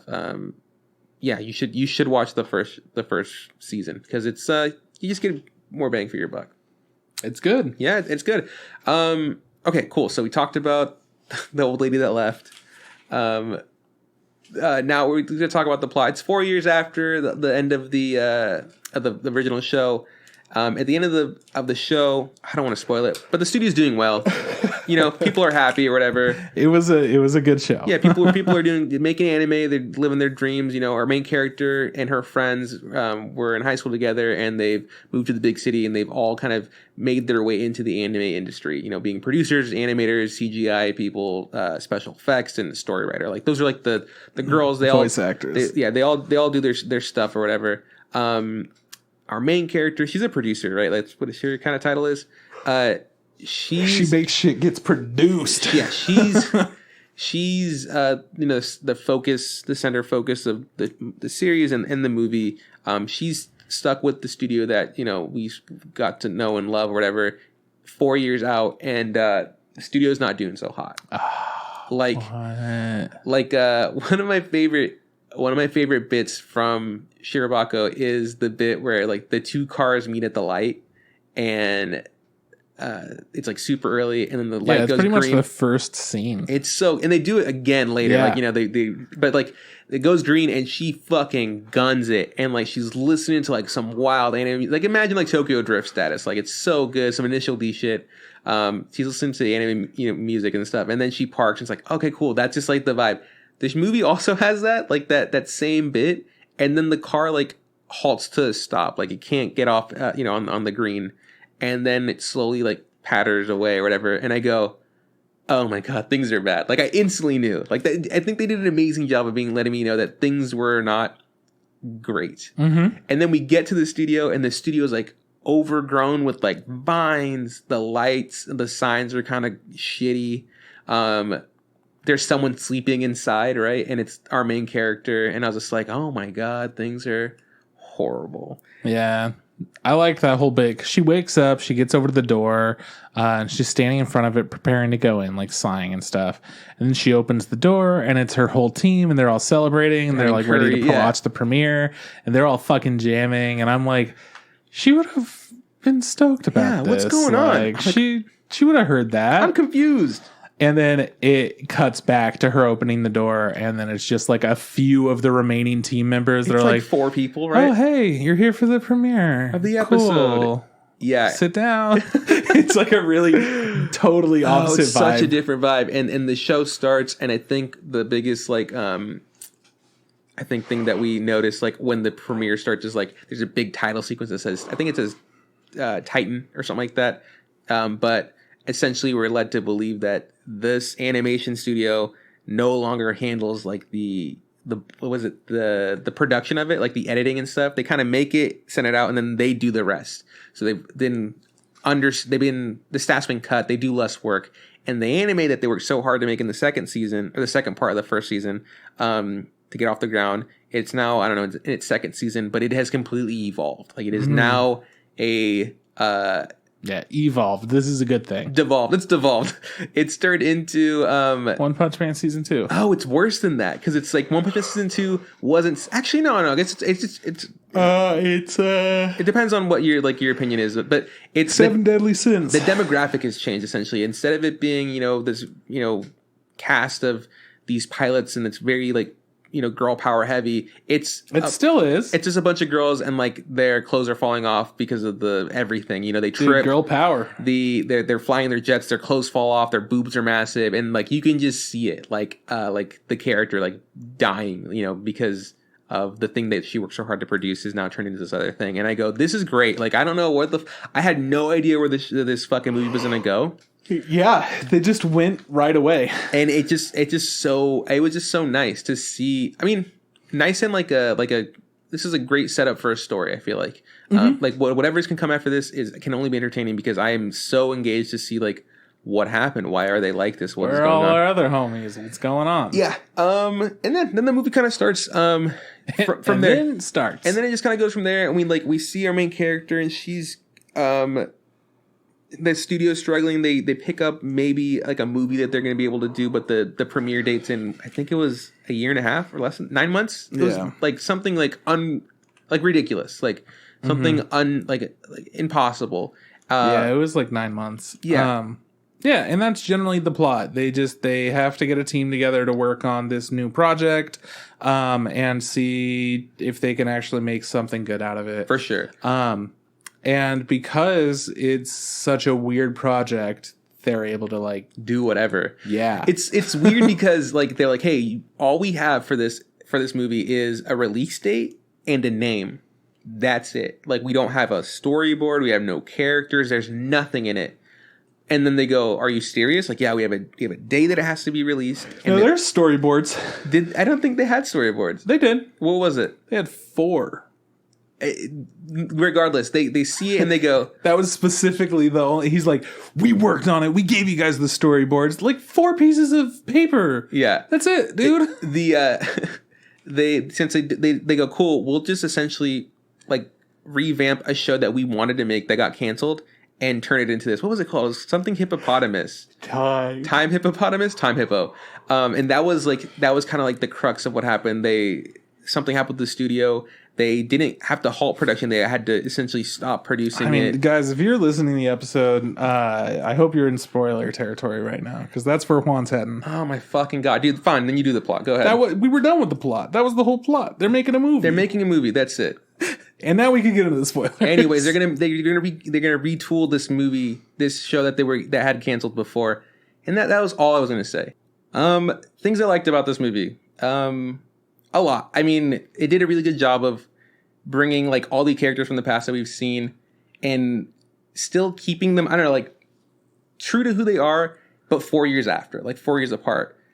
Like some of the main characters who don't have as much play were like her fellow classmates and stuff. They come back in the future and like they've essentially gotten beaten down by the world and maybe they're doing a little bit better. I think like this CGI girl in the anime had the least amount of play, but she is now doing something. I don't know if she loves it, but she's at a better position, and she's like still super gung ho to be like making in the industry. The chick that's doing like the storyboards and stuff, she's become more, I don't know, vocal about stuff. Like she's found someone to help her to teach her how to write and how to get stories going, and she's doing a good job of like keeping to write for the studios. Just because like our main character is stuck in this like shitty studio that she feels she has like loyalty to doesn't mean our other characters are also stuck. So I think it's cool to see that even though our characters, like it's 4 years out, that not all of them like are doing poorly. Like even like the girl that's animating, she's animating for the studio. She's having a hard time because it's like a lot to keep up with, but she's still doing like her best. So it's like, I think it's really cool to see that not all of them are like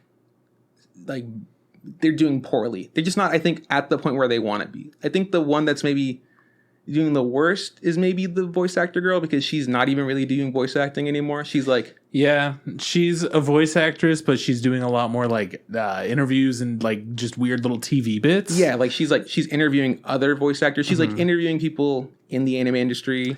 It's weird, but they still keep titling her as a voice actress, but she hasn't had any like voice actress roles, is what I understand. I think also they did a bit where like she's interviewing like a girl who's a voice actor, and the little girl asks her she's a voice actor, and then they have like a split screen where like it stops and like there's like a big bold thing and it make a joke. I don't know if that was like in the movie or the actual episode of the TV they were watching. I think it was the TV show. Which is brutal. I feel like that's so that's like super mean to do to someone, but I guess it's maybe because of the type of television that they're watching. Like that's kind of the vibe of the TV show. I think a lot of those, I don't know if it's like how many Asian countries, but I've noticed that a lot of Asian countries have these talk shows that do have these segments that go out and interview people in the real world, and they'll put all kinds of different things in there to kind of amp up the audience. Yeah, and that's for sure true. Like they'll do like the weird like sound effects or the real like like the over the top like reactions to the camera, that kind of shit, you know. So that's just super, like, it's just like even more fucked up that shot happens while her and her friends are like having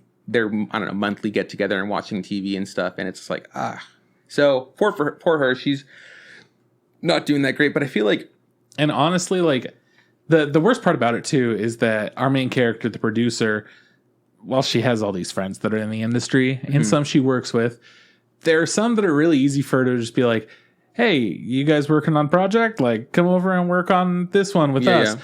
But as far as voice talent goes, that is not her role at all to help with. She's there to be like, I think you made a good decision, director. And that's like it.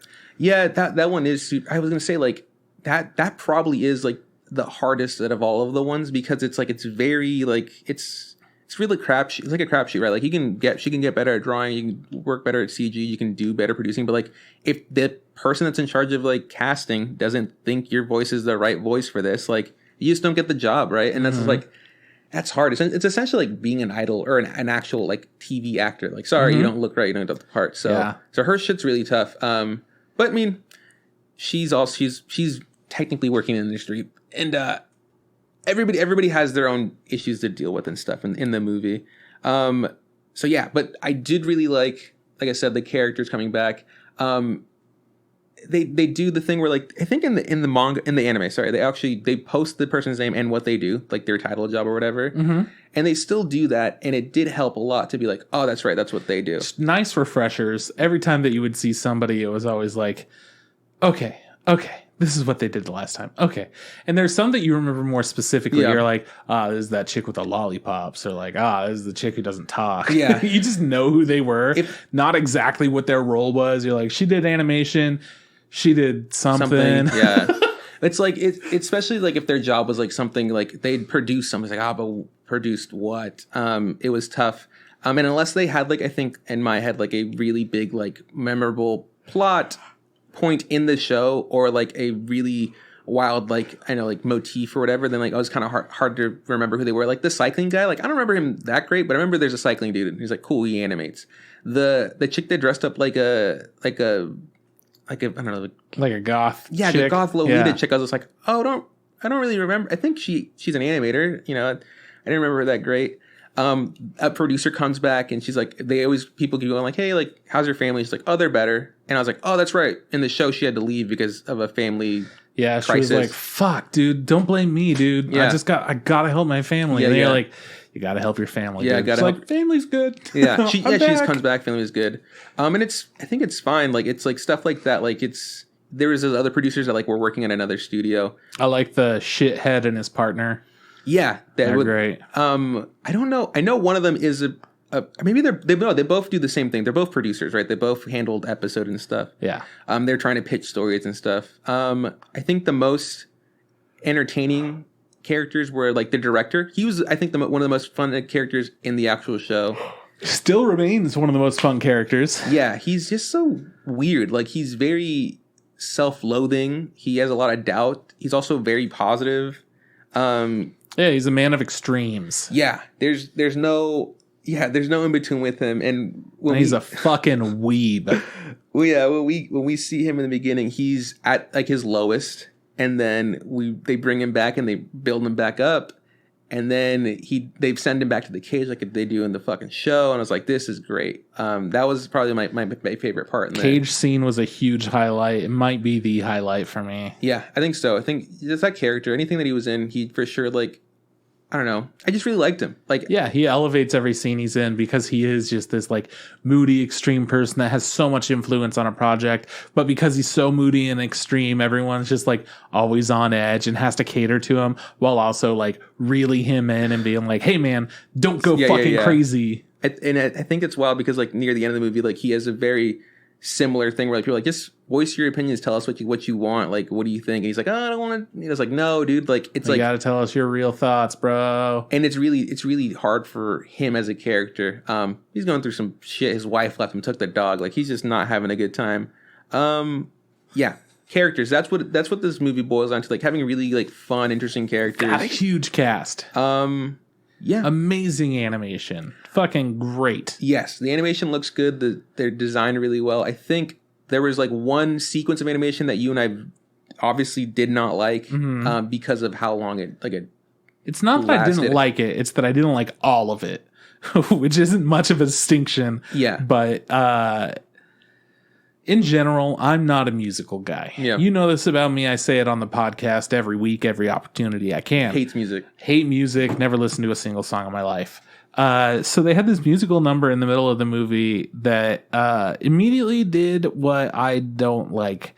And this is something that carried on from the show. There are these little chibi inner voice, like inner monologue kind of.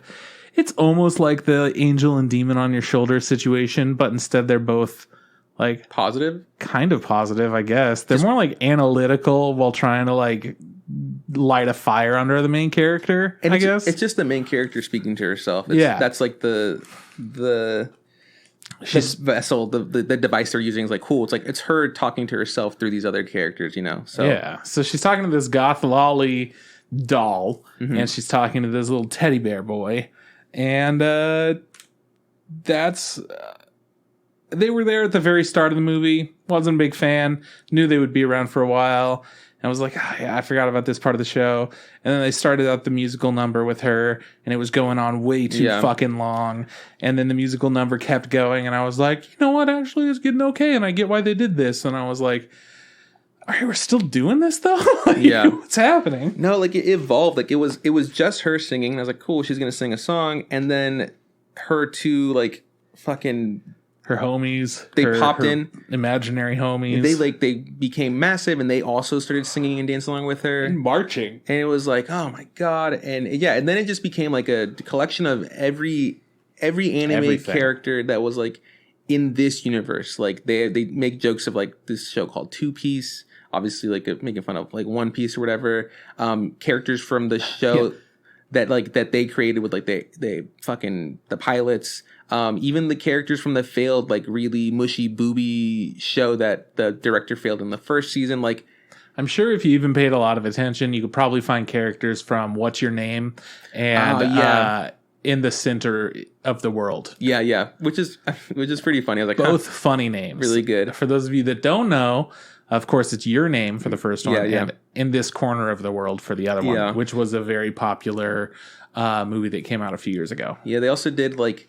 the porcupine character from the show, and I forgot about those little guys. I forgot about them too. But that was like one of the first like animes that studio produced, right? They were like, let's look at what they originally made, And then they made was it not like Ferngully, but some shit like Ferngully. Yeah. It was like that, and it was just like everybody was just now dancing in unison and doing it, and it really did drag on for a long time. That part absolutely made my head spin. That was the worst part of the movie, without a doubt, by a long shot. And it wasn't that bad. No, yeah.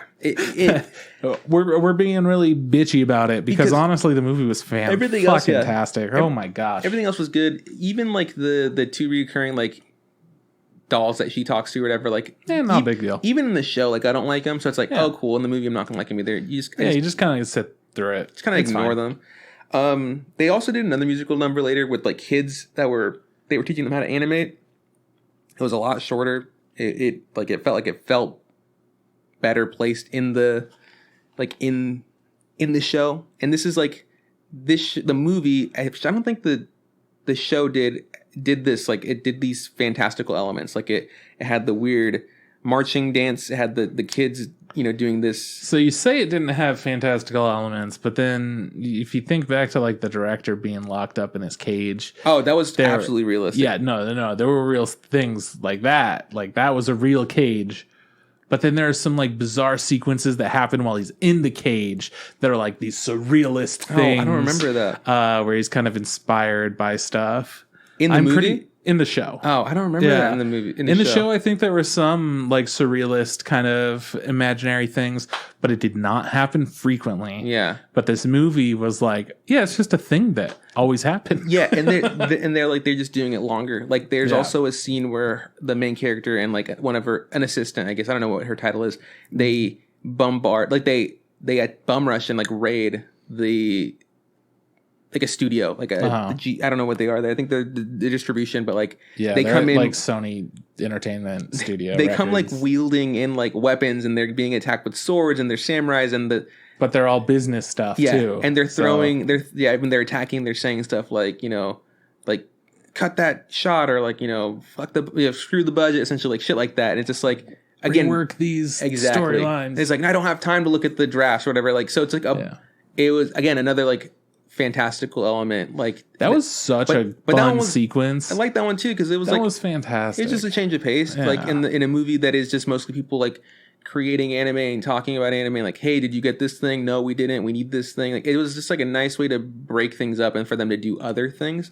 It's just like the intensity behind it. I think it was able to capture that better than just like marching down a hallway, which is what they did, right? Yeah, like, that's all they did. They just walked down a hallway. They walked down a hallway, and then they said, "Hey, this is what the contract says. We're going to make this thing." But in their hyper realistic version, they're doing flips. They're deflecting. They're fighting a bunch of samurais. Some shinobis are jumping down from the rafters. There's like fucking just pits. Fucking. Oh yeah, it was great. It was really fun. And then she reveals her tattoo that she has. It's like.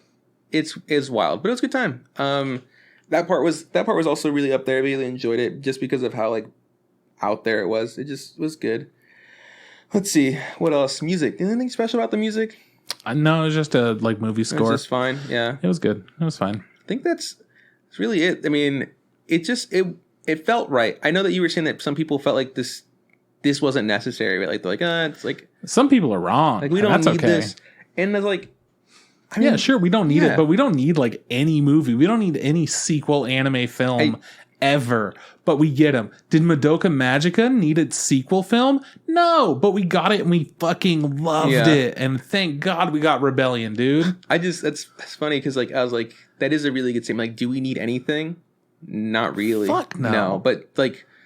If you set it up with a cliffhanger to be like, oh, exactly. I need it. Maybe that's it. Maybe because they felt like, oh, the show ended. But like, the show ended its own thing, and this is 4 years later, and things are bad, and we have to get back to the thing.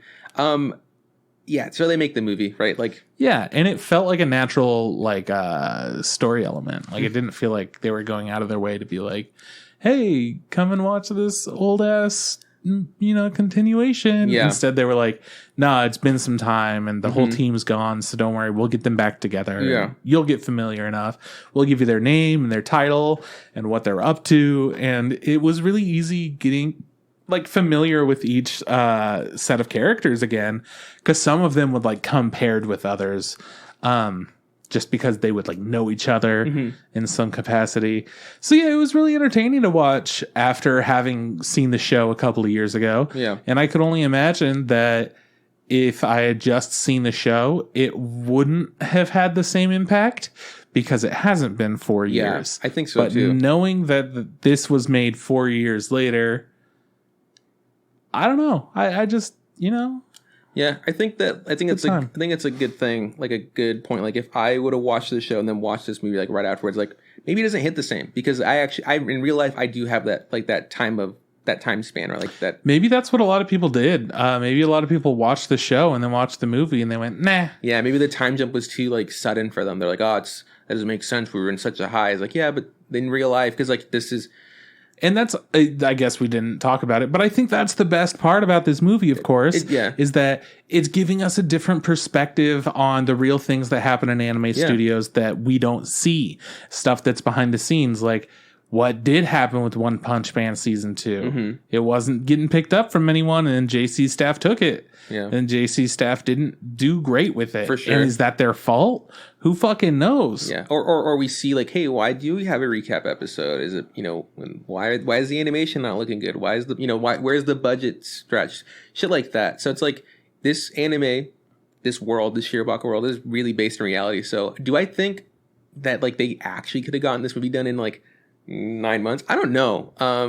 But I mean, when they showed because at the end they finally showed like what the movie was, which was fucking wild, by the way, like bonkers. I think every time that we've seen them make an anime, I've never in my life. It's not an anime we would. No, like. I would never fucking watch it. And they're talking about it like it's so great and hyping it up, but that's because they're passionate about what they do and they want like, oh, cool, yeah, we have to make this, and they're talking about the CGI. And I wonder, all we need to know is that these characters love the story and really care about it, and we're never going to get the full presentation, so we'll never know how good it actually is. Yeah. But everything that we see is like fucking anime. Yeah. No, it's just like so dumb. It's like they're riding boogie boards and like space boogie boards. Thank you. One dude's a giant bunny. There's like I don't know, he's a mole. There's a robot. There's a bird. It was just like so many like out there characters. They brought back the guy that did the horses in like the second part of season 1 to do unicorns. Make a Pegasus? Oh my god, that was so. It's just like it looks like a mess, but they made it.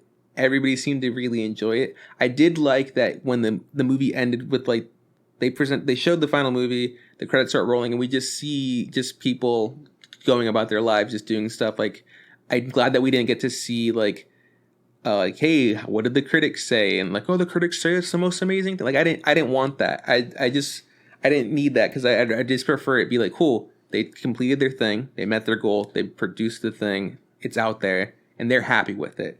Now, whether it's critically acclaimed or bombs, like that doesn't matter to me. Like they did their job, and hopefully they can continue like the studio to do other stuff.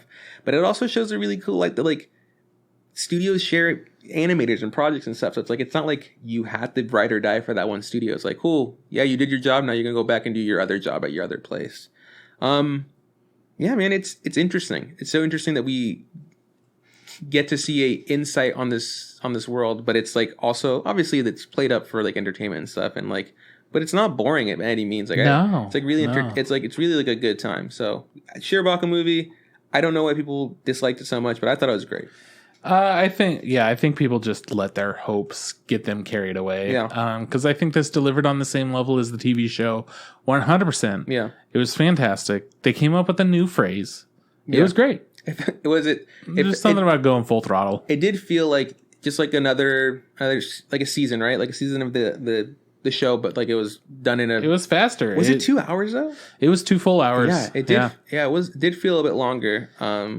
And I think that, you know what, they did a fine job. They cut out a lot of details that at the end they were like, all right, we have to make some changes. And then they went and they showed all this like movement happening that was all behind the scenes as far as the movie went. Yeah. We didn't see all these other people that weren't a part of the conversations, that weren't a part of the studio. Right. That all of the people that we did see are also involved with and talking to. Everyone has their own little network that are all working on this giant project together. And of course, because it was the last sequence, they probably had to phone in favors and stuff too.